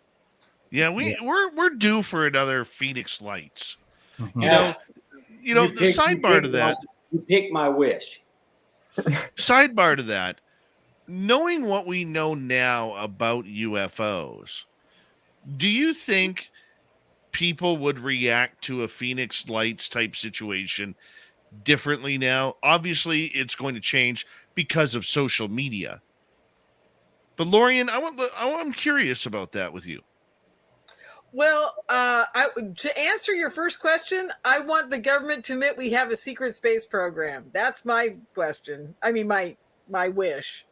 And the answer to that question is yes, we would at this point in time, compared to 1952 Washington, D.C., and then the next big flyover was Phoenix, I would say if it happened again in any major city in the United States, there's no way they can contain it, because everybody's got a cell phone now. Was it 97 for the Phoenix Lights? What year was it? I can't remember. 97. Yeah, the phones were not quite there yet, and now the cat's out of the bag. If those phones are all out and we get another Phoenix Lights, you guys, that's it. I mean, disclosure will happen for everybody on a consciousness level that will never stop it again. Honest to God. Yep. That would do it for us. We would have disclosure. We wouldn't need the government anymore. It would just be all over the freaking news, on every station, in every country, over the whole planet, for at least a 72-hour cycle, which is longer than anything gets anymore.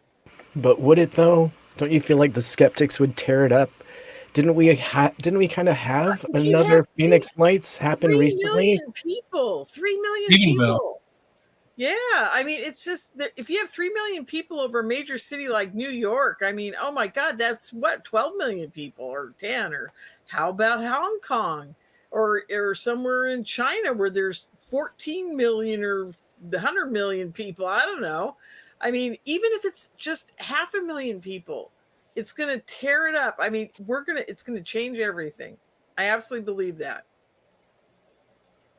I agree with that too. Science Bob. I'd like to see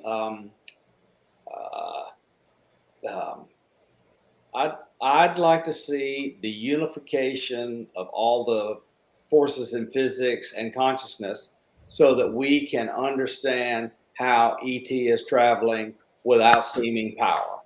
That's what I want to see. Well, Bob, can I change my answer to ditto to that? Yeah, that's part two to my thing. If we really do have a secret space program, that's how it works. That's how it works. Yeah. So you want disclosure of what they're actually using already. And may I add to that? I also want to be a party to the direct construction of two-way telecommunications devices that anyone can use with them. And we'll call it the Ansible. Oh, I like that. And Dr. Leonard Susskind has already shown us how to build the Ansible.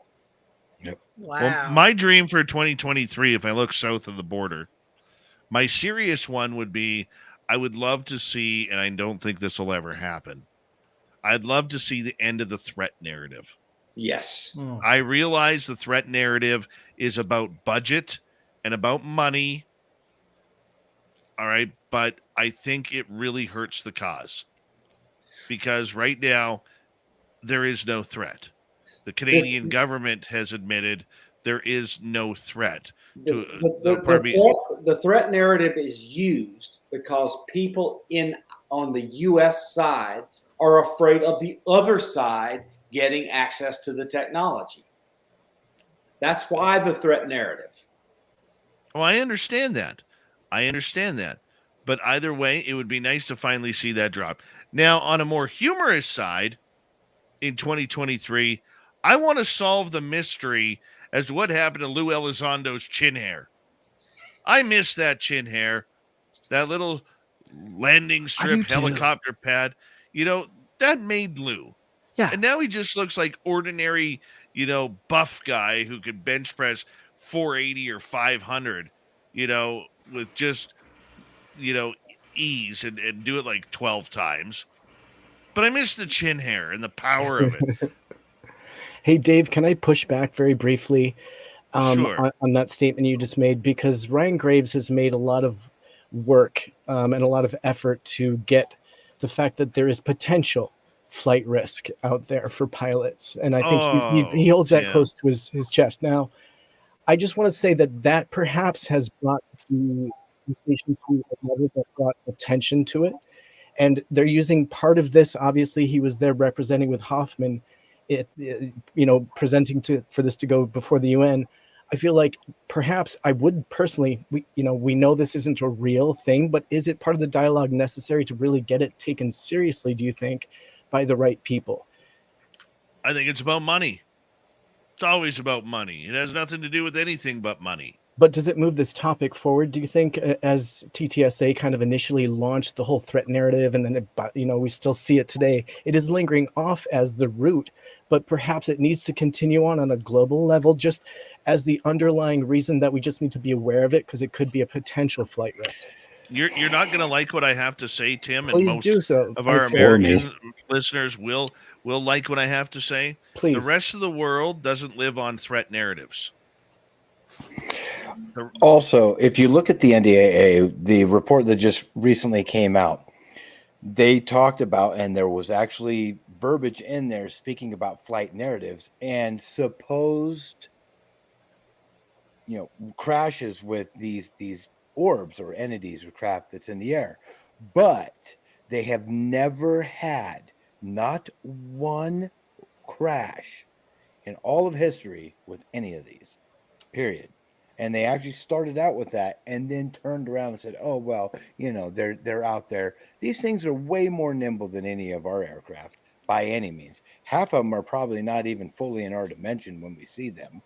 So the crash narrative is completely, in my book, it's not even on the same table.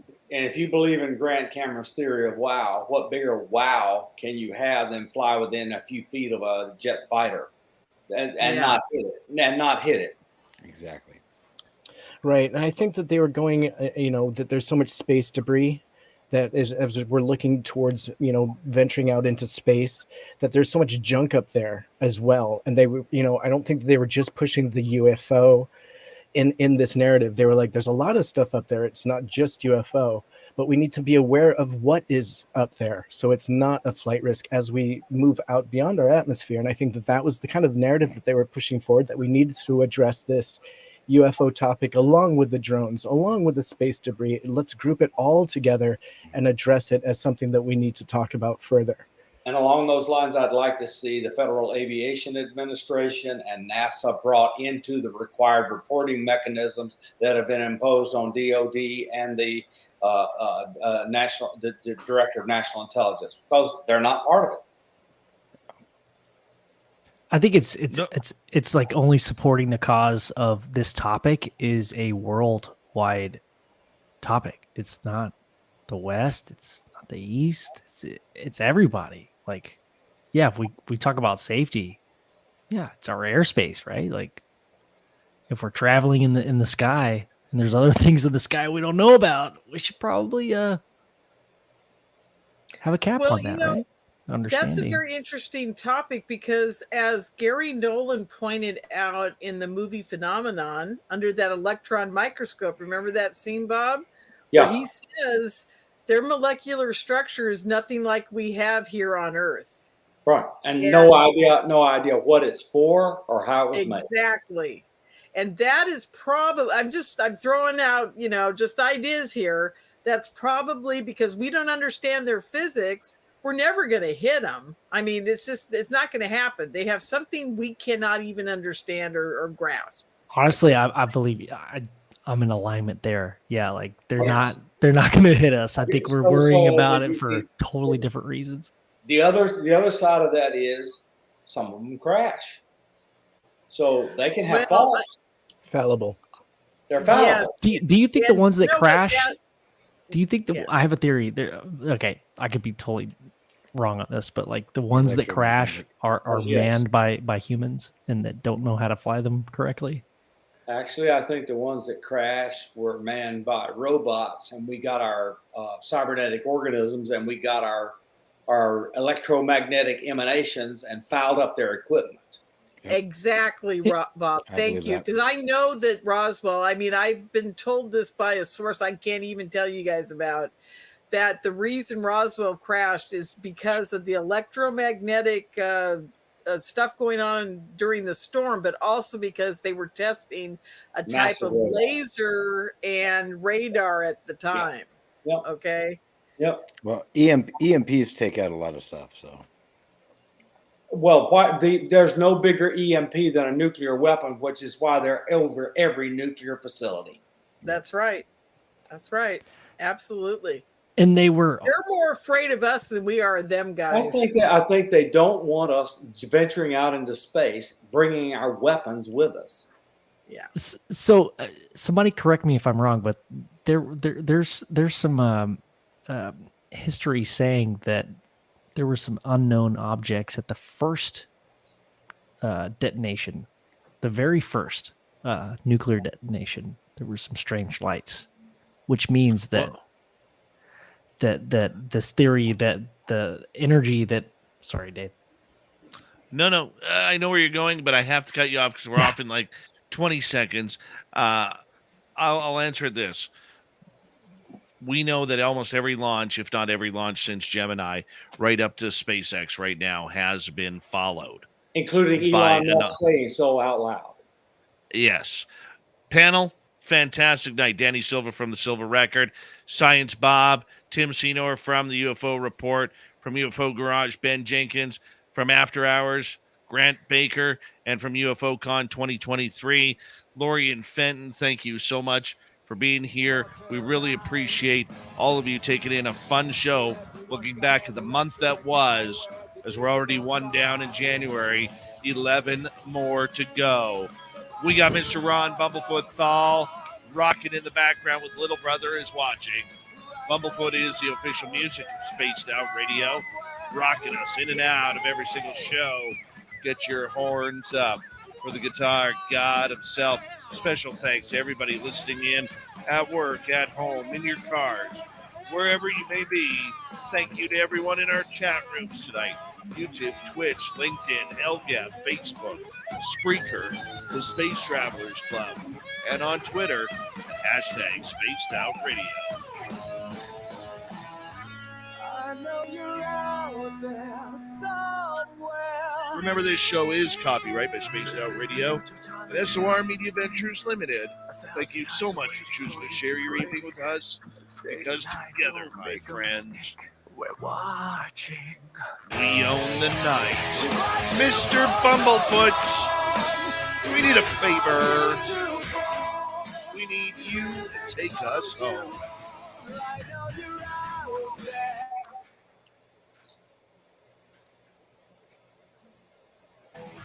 Yes, the Woo train has docked for the night. But soon, my friends, we shall ride again. Your seats are always available. Your tickets never expire. And if you want to bring a friend, like little Betty Jenkins, we got room for them too. Good night.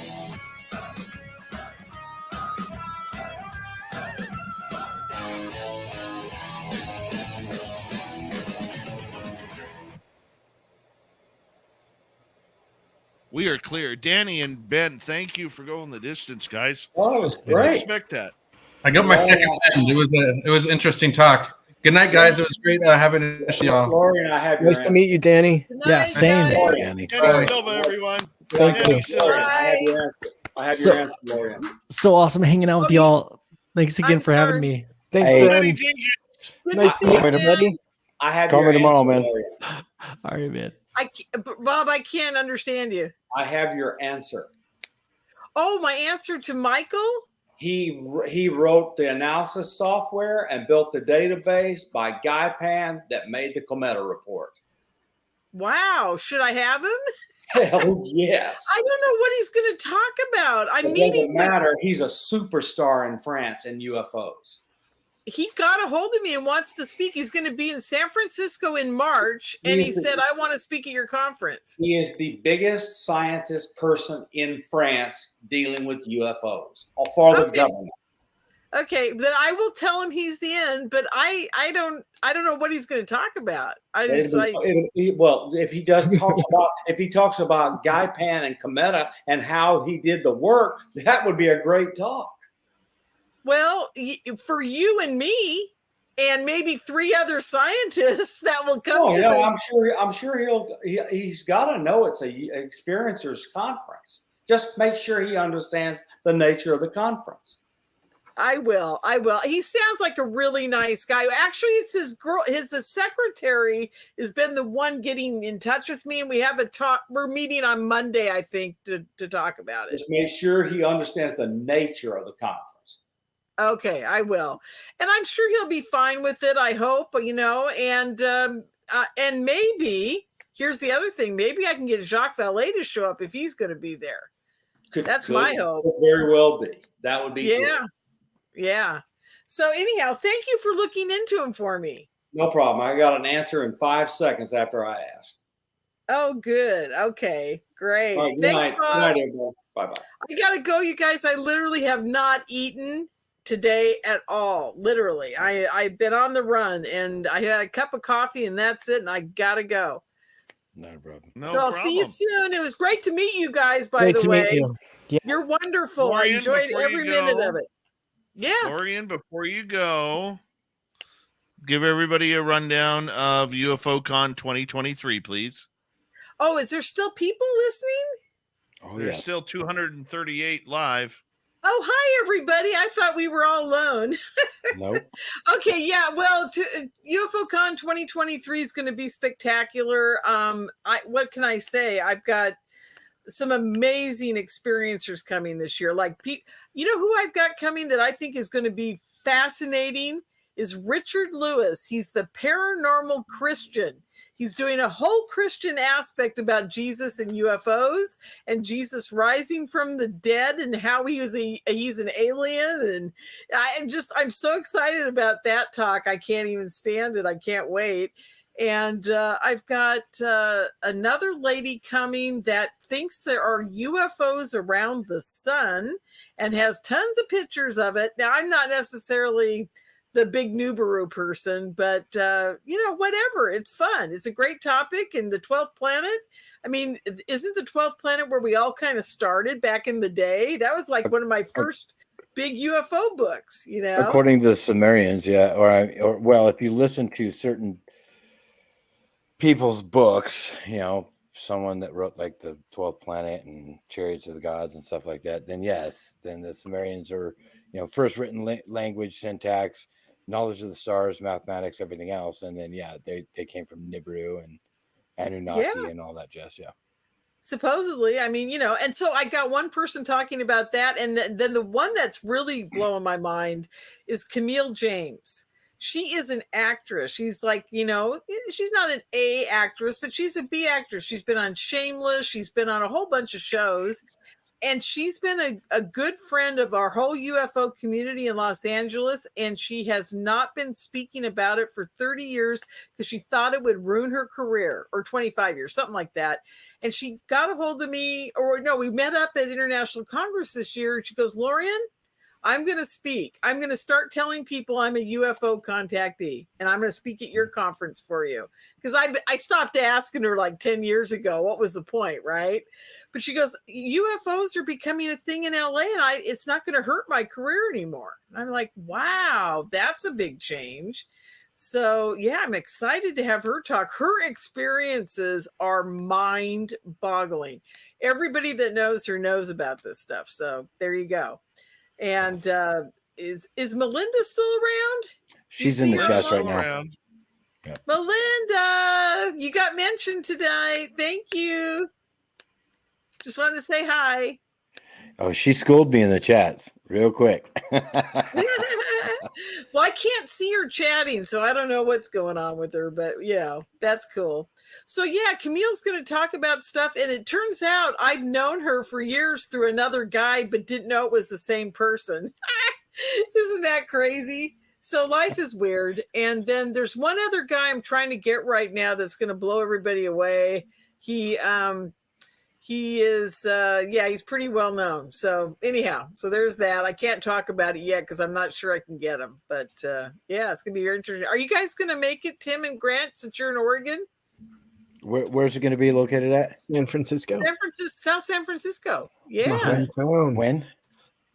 Oh, cool. Well, are you going to make it down, Tim, do you think? I'm trying to. Dave and I are talking and I'm working on it.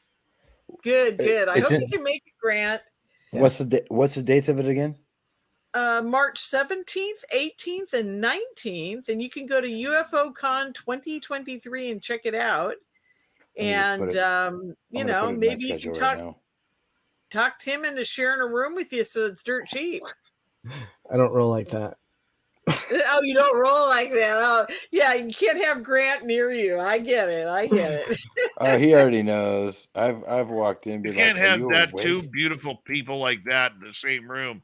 Their egos would never let them sleep. That's right. Oh my God, you're right. Yeah, I'm a loud sleeper. He wouldn't get any rest. March 17th, you said? 18th and 19th, yeah. Okay, so I need to go to the 19th and done. Save. All right. I just had to block the time off. That's all I got to do. See, there we go. Okay, cool. Well, I hope everybody else is going to make it as well. So that's great. Stuff. You guys, I got to eat. I'm fading away. And you go, my dear. And I got 1099s and W-2s to do all day tomorrow. So so much fun. Oh, yeah. See you soon. Not looking forward to Bye-bye, hon. Bye. Bye. Love her. It was great. Nice. Love Lorian Fenton. She's cool. Believe it or not, if it wasn't for Lorian bringing me out and really pushing SOR, I would probably not be as far as I would be today without her. Oh. And Lorian, she's a very outspoken woman, which intimidates a lot of people. But she has a heart of gold. And if she feels the same way about you, she will go to the end of the world to make sure that you get what you want. And she will help you along the way. And, she is just so amazing. So amazing. We're waiting to see if, thank you, Margot. We were waiting to see if Random Guy is going to join us. Random Guy. We're waiting. Grant, have you had a chance to talk with Random Guy yet? No. Oh, it's unfortunately. Fine. Okay. Cool. Random Guy is an intimidating guy. He kind of talks like Hulk Hogan. Let me tell you something, brother. That's right. Yeah. I will be right back. I'm just going to go and take a minute, and I'll be right back. BRB. The old BRB. The old BRB. Oh, man, he even took his glasses off. Oh, he's putting his other ones on. He's getting serious. Uh-oh. Hold on. I gotta resend the link to random guy. Excuse Same me. link.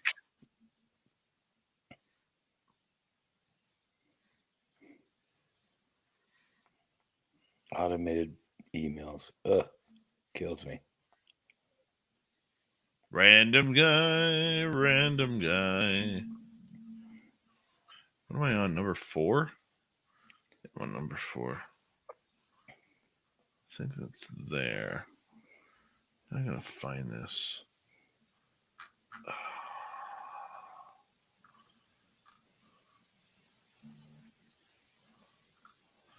Bitch, I cut it off. What a jerk.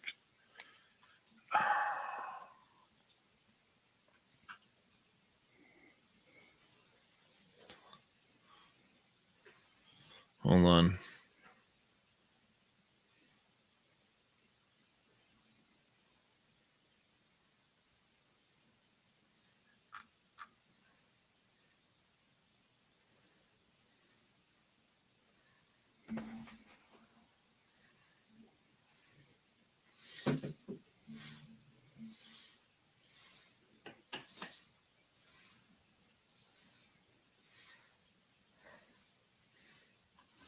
Try it one more time. See if we can get it working on this way. Someone asked me to wear this earlier, so I'll do it for a moment now. There we go.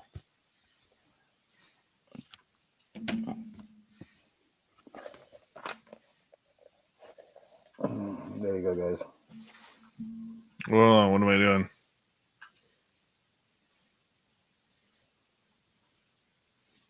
Science Bob, Science Bob. This great. Looks like Science Bob. Oh, here, there you go.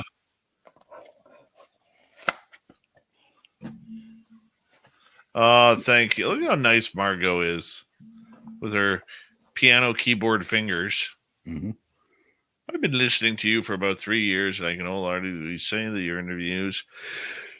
She even yawned in between. You got me. Oh man, you made me yawn. Yep.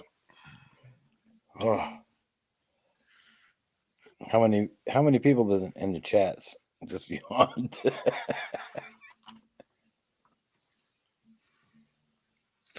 I don't know. Where is this link? There's the end of it. Oh no, it's right there. Son of a gun, it's right there. Random guy's having a hell of a time trying to get in right now.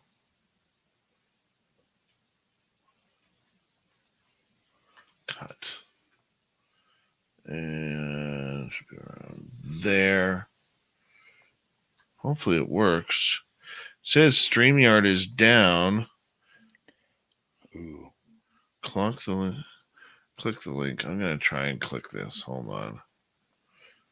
See what happens here. I'm doing the same thing on my phone, seeing if I can get into it.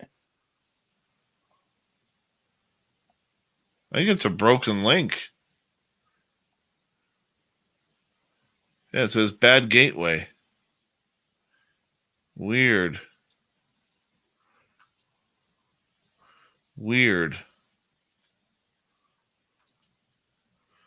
Do you have a bad gateway on yours too, Grant? Mine says entering studio right now. Really?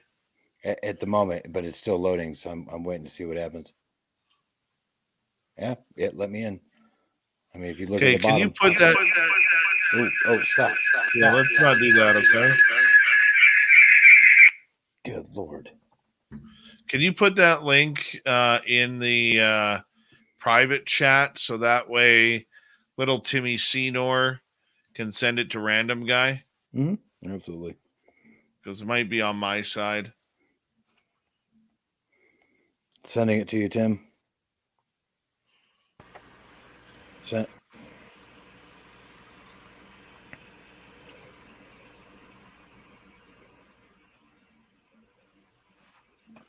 You get it, brother? What am I doing? Sending that link. Copy that link and send it to random guy because it's not working from my computer. Huh.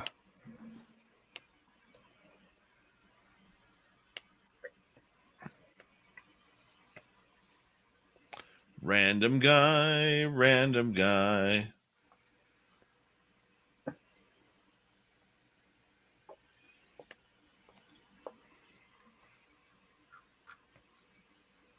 There's random guy. Hey, random guy. I mean, if you didn't want me in, you just should have said I wasn't invited. Well, Silly you're not, but you're here anyways, so. You silly guy. Oh, wait, hold on. Now this is all messed up. Oh, I can't win. I wonder if it's just user error. I don't think he knows anything about tech at all. Oh, boy. Oh, boy. Of course, there's another problem. I can't win. Random guy problems right there. I'll be right back. Oh, there it is. Got to figure out the There it manual is. toothbrush again. Weird. He didn't leave. Oh, Dave trying to say extra tempestrials. What do you mean? Extra Temple of the Doomstrials or whatever the hell they're called.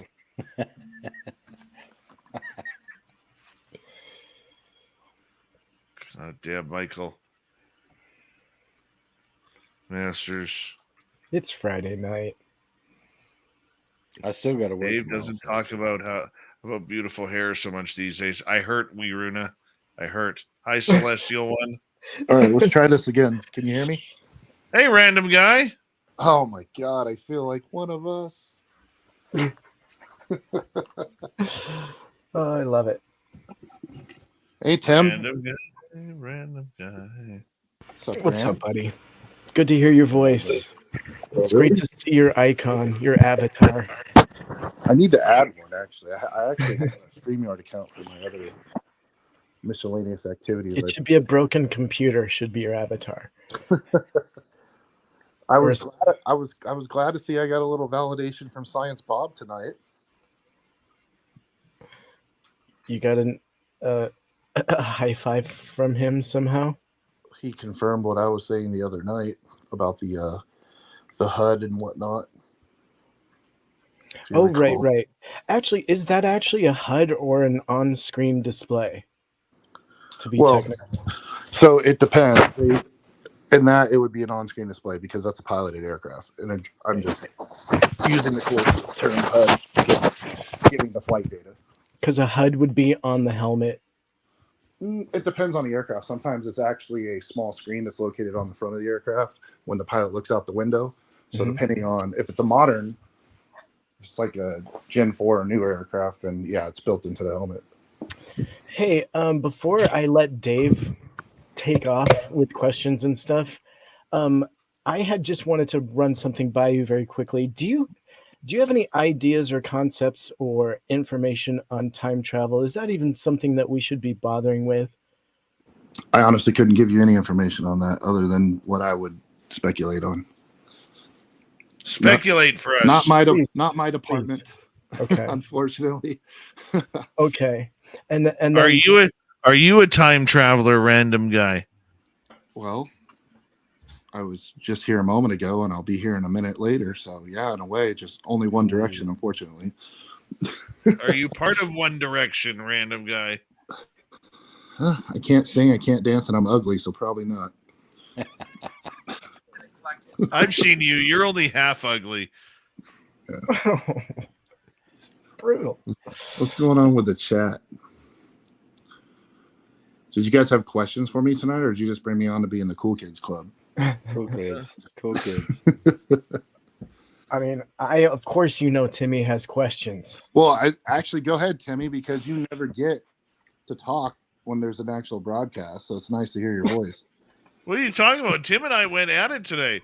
Tim and I got a little snipey with Tim today. Well, he's wearing the button up, so he's all business. It's only Oh, half man. button. I'm We only got half- corporate Tim. We got corporate Tim tonight. He was I wearing. roll. Hey, this is a guy who wears only white Fruit of the Loops short underwear. I'm a Hanes guy, so I'm whatever the heck is comfortable and not tight. You guys in Nice. your underwear. It's overrated. I don't wear how it. What the Nicole? hell How underwear dare do- you? Just velvet, I- buddy. I only How wear dare you velvet. presume my gender? Just kidding. I would have been wearing these boxer shorts. What the hell are they called? Old, crusty, and 4 days. Dirty, dirty. If they're on you, No, they've got they're called sacks. Of course. Oh, they're yeah, cool. yeah. I got one of those too. I have Oh, one of those too. Different conversation. Sorry. Yeah. Good call. Yeah. Hey, did you know that the bird flu only affects half the population? You're safe if you're a bloke. Jeez. Remember, we are live. No, that's a joke. You get it? I Yeah. mean, if you're British, you get it probably a little bit Susie more. B. Okay, I'm stepping away. Cool. So, do you have any questions up I there? guess it's all about you, Grant? Timmy. Yeah, I'm sure Grant's got questions. I don't even know what I'm supposed to ask. Like I've just been so busy lately. Like random guy, I apologize. I hear your name all the time, and I don't know your affiliations or anything else. But I hear all Purely these propaganda. straight propaganda. This is going to be great. Then we're going to have so much fun with you. Everything Grant. is speculation, conjecture, and unconfirmed. But I'm Sounds like generally, most for of us. some weird reason, right about things. Yeah, that's some luck there. I'm very rarely right about things, except for the things that I've witnessed myself. So, other than What that, do you? I mean, So it sounds like we're pivoting back to the other day. Support was waiting for MUFON. It sounds like we're circling the wagons to still recast the lot with them. Is that how you guys both feel? Man, I don't even know how to answer that right now. yeah. It's not a loaded question, Andy. No, I know. Yeah. It's pretty direct. Go for it, Grant. I don't know, man. It's Do you Wow, mean do we guys are support scared MUFON to getting say how you involved? feel? Do you mean do we how do we feel about MUFON getting involved with AARO? Yes, correct. And the way they're leaning into the government stuff. Do you think that it? I know we have people in the chat that are well connected to this stuff. Actually, Nicole, even she's right there. Yeah. That are like, hey, give them a chance. Let's see what happens. But I know after the recent intermingling of stuff, it's caused hesitation in the group. So I was wondering if anything's changed since we last spoke about that. I mean, definitely there's more going on behind the scenes. I mean, I can't speak to that stuff. What I can speak to that I personally, so without drawing any conclusions, I would just like to say that I personally would support MUFON representing public opinion on this topic for AARO.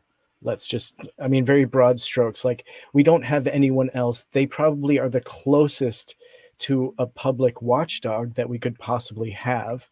We have enough people that are close to us that could potentially feed us back information. And that's the thing. I think it's like, well, first of all, I think your battery's dying in your camera. I'm looking at 3 dots. So Yeah. if it's one of the ones where you're on battery power, might want to switch that out. For sure.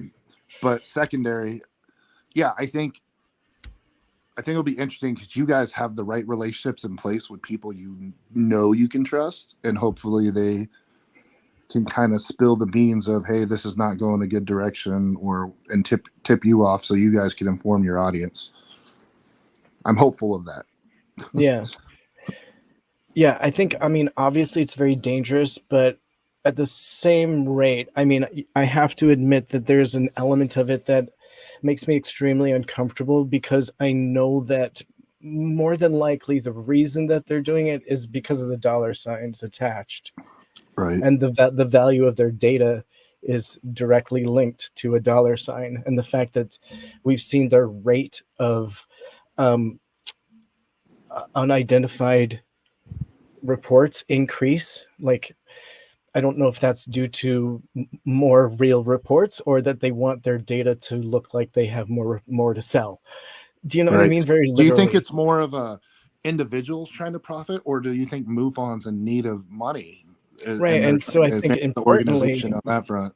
we know that McDonald is making the decisions for that organization pretty much on his own. There's no democracy there. So if those decisions are being made, they're being made by him and his small select group of work group, whatever he has. I don't know what that is, but it's not the directors on the state level, and it's definitely not the investigators from what we learned tonight. So I would like to definitely segregate that so that I'm like, I don't support necessarily selling of that information directly. Do I think that it's good to work together? Yes, but I feel like there needs to be transparency. That information needs to trickle down. We need to know what reports they're interested in. We need to, I do understand that these reports become the property of MUFON, but at the same rate, that doesn't distinguish the fact that the information still needs to be given back to the individuals that report on it. Like, it's still their case. They shouldn't just see their report now in a TV show or being used by AARO. They should be informed on that. We should get some information back is what I'm saying. It should be a two-way thing. And I don't see that typically with MUFON. And so I would want that to be a guideline. But again, I think it's better than Enigma, some blind, faceless organization that is definitely out to profit and apparently really out to control the narrative on this. And if they are the go-to company that are working, so they get MUFON's information into Enigma, and now Enigma feeds AARO all the interesting stuff. Right. Well, that throws up tons of red flags right there, because who is distinguishing any of that information? I need to know all of that. Like, I would want to know all of that. So it brings up a lot of questions. I mean, how do you feel really is the thing, because I've talked about kind of that a little bit. What is your position? Like, how do you read this activity? Me or Grant? He's talking to you. Oh, I don't know. I'm not close to these people. I don't know individuals. I know entities, and I know people that speak to certain entities and who they interact with. And I've never heard until recently, it was never even remotely regarded that MUFON would be interfacing with the government in a way that would benefit the government. But if they're working with AARO and other people, then the potential is there for that. So I don't have any outward information to give you that they've been infiltrated or this is being sold out or anything. Is it a red flag, know better than me. What's that? Would you consider it a red flag knowing MUFON as you do? I would does it red flag you or not necessarily? Again, because I don't know the individuals. I know entities. So when I hear about this, it raises my eyebrows, because in my whole life, they were always regarded as, I don't want to say this in the right. Basically, the government doesn't want MUFON to know stuff, right? That's the best, most direct way I could say it.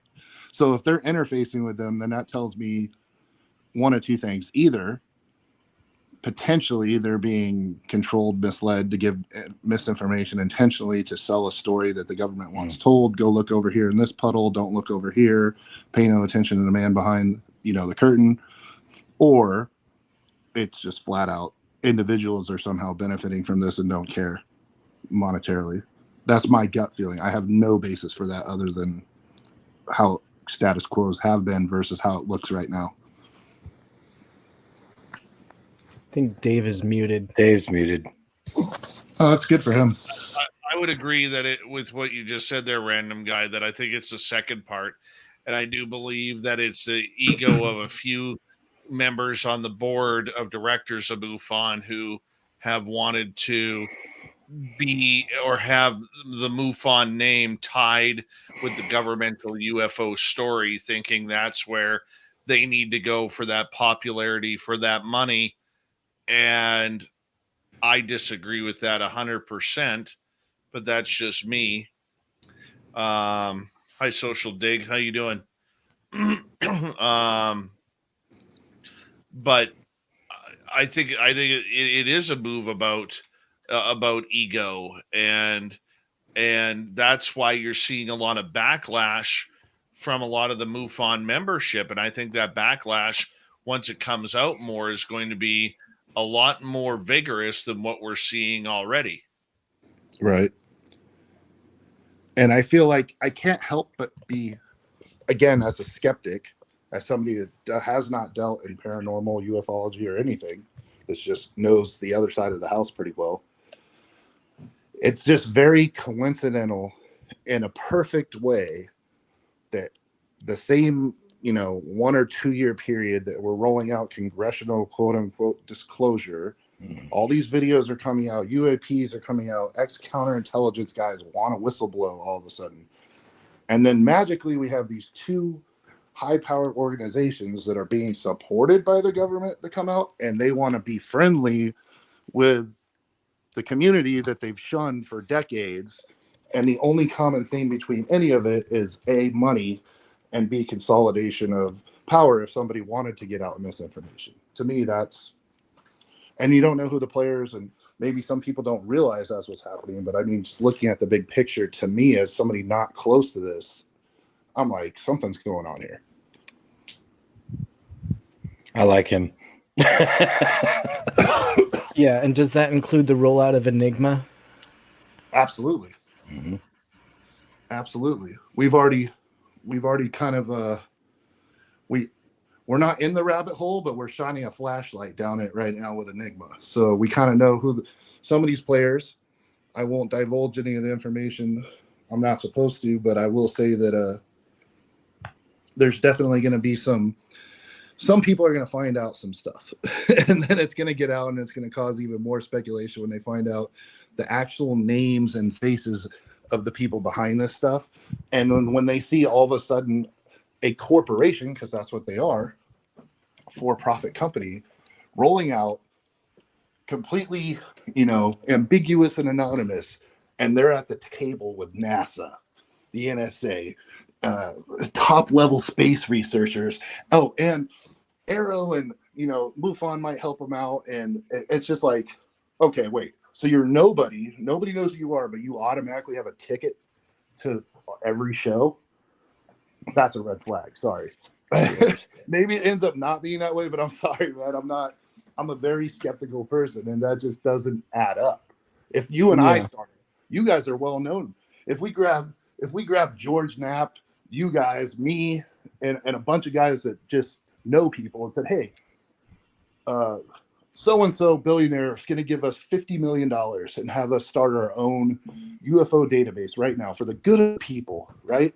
And we're going to be completely transparent, and we're going to get these answers for everybody. You know how far we would get with NASA and everybody else? Yeah. With even a lot more money? They would be like, screw off, bro. Yep. So I'm just being direct as hell about it. Like, there's something going on where somebody's getting something out of this. Definitely. I agree with you 100% there. And before we get too far away from something, and before I actually get out of here, because I'm going to leave you guys to it. I got to go too. I just wanted to circle back to something leave me with Dave. The panel had covered earlier, where we briefly touched on when you first came on, the on-screen display. There were a lot of questions with it. It makes the video or the still frame something questionable, and so we're able to talk about at least that. Do you feel, and this is just your opinion, obviously, because you don't have knowledge of this. I'm just a random guy. You're just a random guy. Do you think potentially that the ways and means that video was obtained has been protected by them overlaying some other information? Maybe that the on-screen display information that we do see is just been misrepresented so that they're not giving away too much. Well, did you check your text earlier? I directly mentioned this. Right, and that's kind of why I was talking about it. Oh, okay, sure. Yeah, the potential here, you guys, is this. It could have been a very real event. But let's think about this. I've worked with reconnaissance people, intel people before. I've been privy to some of this stuff, not this specific thing, or I wouldn't be talking about it. The way this works is there's probably a dozen people that had access to that camera. That image gets out, it's not hard. They literally they're all working in the same building. So I think the potential is, if it is in fact a legitimate image, that the person that leaked it scaled it down, changed up a false flight display, HUD, whatever you want to call it, to throw off the origin of where the image was taken from for his protection or her protection. That's what my best guess would be in that scenario, because they know right now the heat is on a small number of people to where the hell that, if that is in fact legitimate, somebody they're gonna figure it out, or at least get damn close. Do you like the do you like it? Do you have an opinion on that? Do you feel like that's a legitimate UFO potentially? Well, I mean, like I said, I already tore that image apart before Bob talked about it. It strikes me as it's been altered. As far as the object, I don't know. I can't speak on that. But I mean, orbs are kind of in style right now. We're seeing them all over the place. So if there is a rash of, and my personal opinion is, again, not a ufology guy, just based on knowledge of the world, being a random guy, something that's sphere-shaped is going to be used for reconnaissance. Right. Not abductions, not anything like that. It's going to be used to evaluate and track and monitor. That's awesome. And then you and I had also talked briefly on how I would love to dig in to some of the stories that I know you know. Now, they're not firsthand because they didn't happen to you, but is there any way that you can talk about things that you heard from compatriots at some point in your career where you could just change the names and locations enough, but give us some details on what you may consider UFO interaction? I have dozens of those. I'm just not comfortable talking about this because it's too close. It's too close. So I'll just say, yeah, there is people out there. I told you I myself have seen things, that I can't explain. And I've seen a lot of stuff to where I'm kind of like, I don't know everything. I'm not saying, I've never been the president of the United States. I don't have that kind of access, but I've seen a lot of stuff. And I feel comfortable in saying I think that the best skill I have is telling you when something is 100% not a UFO and terrestrial based. That's what I'm very good at. And I'm able to rule stuff out. That doesn't mean I know every potential thing that's out there and can say for certain that it's real. So yeah, I do have a lot of those stories. I just don't have a way to retell them that wouldn't sound like just like a sci-fi episode. It'd be Swamp Dweller 3.0 with random guy, but with space stories. I mean, I'm okay with that to an extent. But if you're not comfortable telling the story, which is what I'm kind of hearing, I'll isolate it down to this: all the stories, every story that I have, does not involve direct alien encounters. It does not involve abduction. It directly involves just seeing something impossible, as far as we know. And this is from people that would know what's possible. And that's where you look at each other and you're like, really? We just really that just happened? Those kind of things. There's nothing directly to indicate extraterrestrial, but it's still, to the knowledge of these knowledgeable people, not possible. Well, it could be something that's already here too, like interterrestrial. Correct. That's potential. Have you ever heard of some of the more extreme stuff about the blending of human and alien DNA? Do you hold any water to that when you hear stories like that, or have you heard any truth to that? Officially, no.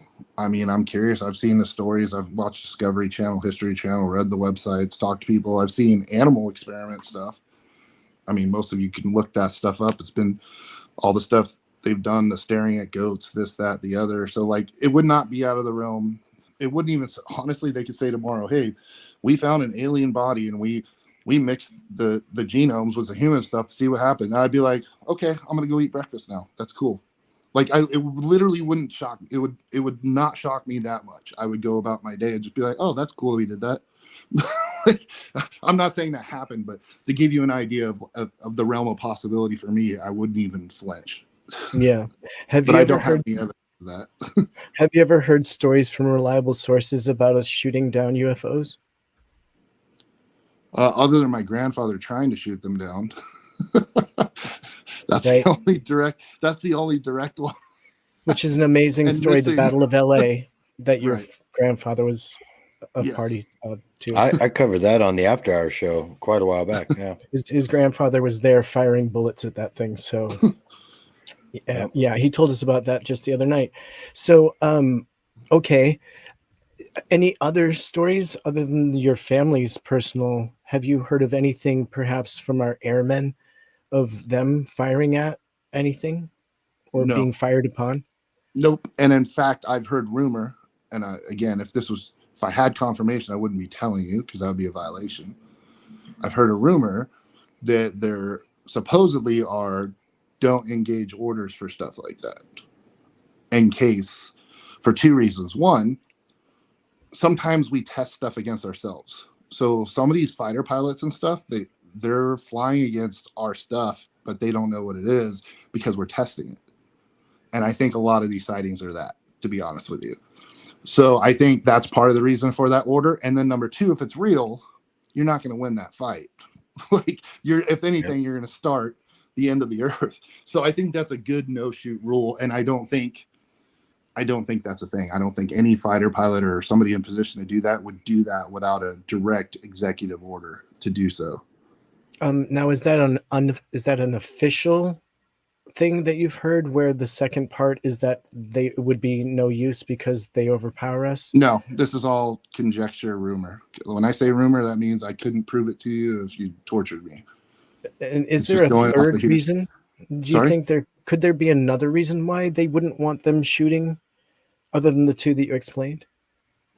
There could be, but I'm not aware of what would make sense. We don't want to start a war and we don't want to shoot down our own stuff. So those are pretty good reasons in their own. Okay. No, that's cool. If you got, go Grant. Yep. I got to go, guys. I got work Good early talk, in the Grant. morning.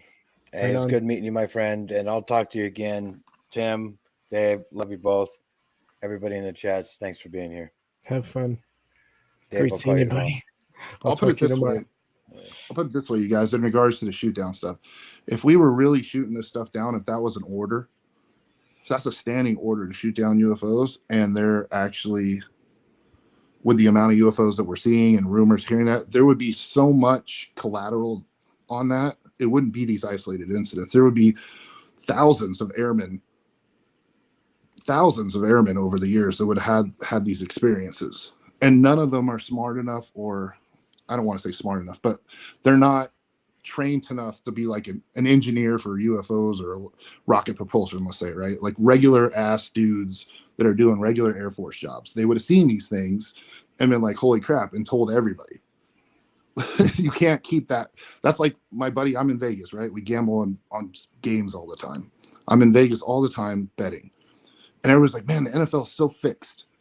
And I'm like, you really think they could keep 1,300 guys from all over the country to keep this big conspiracy going just so you lose your bet? There's too many. The more people, when you get that many people involved, it's just not possible, man. You can't keep a secret once you get outside of like 10 people. It's just not happening. Someone's going to tell their wives, try to show off at a bar, whatever, and it's going to get out. Interesting. So NASA is proposing getting into space, obviously, again, and they're looking into the possibility of using bimodal nuclear thermal rockets to conduct nuclear fission reactions, to heat the liquid hydrogen propellant that would be necessary. But basically, they were talking about being able to go to Mars in 45 days with that kind of propulsion. Now, this is short term. They're not looking to do this until like 2030, something like that. But does this kind of technology seem to infer that there are other parties at play when it comes to our foray into space? What's the big interest with Mars, and why do you think that NASA in particular is now trying to get there? Well, I mean, I don't think that's a big secret. You can even ask Elon Musk that. He's been asked that a million times. There's nothing that's closer to us, that's closer to being habitable, where the least amount of infrastructure would be required for human survival. Now, in the case of interplanetary or inter-universal travel at a later time, you need a jump-off spot. The Earth, all the things that make the Earth a great place to live makes it a terrible place to observe the universe. Our atmosphere, the water, everything that, our electromagnetic field, all the things that we have that protect us and make this planet so amazing work against observing outside the planet. And so it makes sense to have a jump off for something like Mars, to set up a base where we can easily get in and out of. And this is setting humanity up for 1,000 years into the future, not just a short-term goal. I don't feel like there's some secret alien invasion they're preparing for. I don't think it's along those lines because, again, too many people know about it. They would just go secretly carry it out. Mm-hmm. Now, I think we're doing exploration around our solar system and not talking about it? Absolutely. That's happening. And do you think it could be part of an off-Earth option in case Earth was in crisis? I mean, sure, but you and I aren't getting on that plane. Right, that no. ship. It's just going to be the Ark, Mm-hmm. It would be something along those lines. Interesting. They grab the animals, grab the seeds, grab all the smart people and all the politicians that lied their way into office, and off they go. We have fun talks, you and I. I hope so. And on that note, hi, Dirty Fylth, hopping in late. There he is. Did you have your weekly shower? Is that why you hopped out and then back in? Chased cats. He's muted. He mutes himself all the time. I've got some Dirty Fylth original art right here. Little Rexy juggling some chainsaws. Atlanta said we have to do it if the moon is a jump off. The moon cannot work. Flaming chainsaws. That's right, Fylth. I love this, by the way. It's beautiful. Thank you again, buddy. It's amazing. Sorry. The moon doesn't work long term because the moon is technically a satellite. Right. So technically the moon eventually would fall into the Earth at some point, or something intergalactic would run into it and explode it, or there's too many things that go wrong with the moon.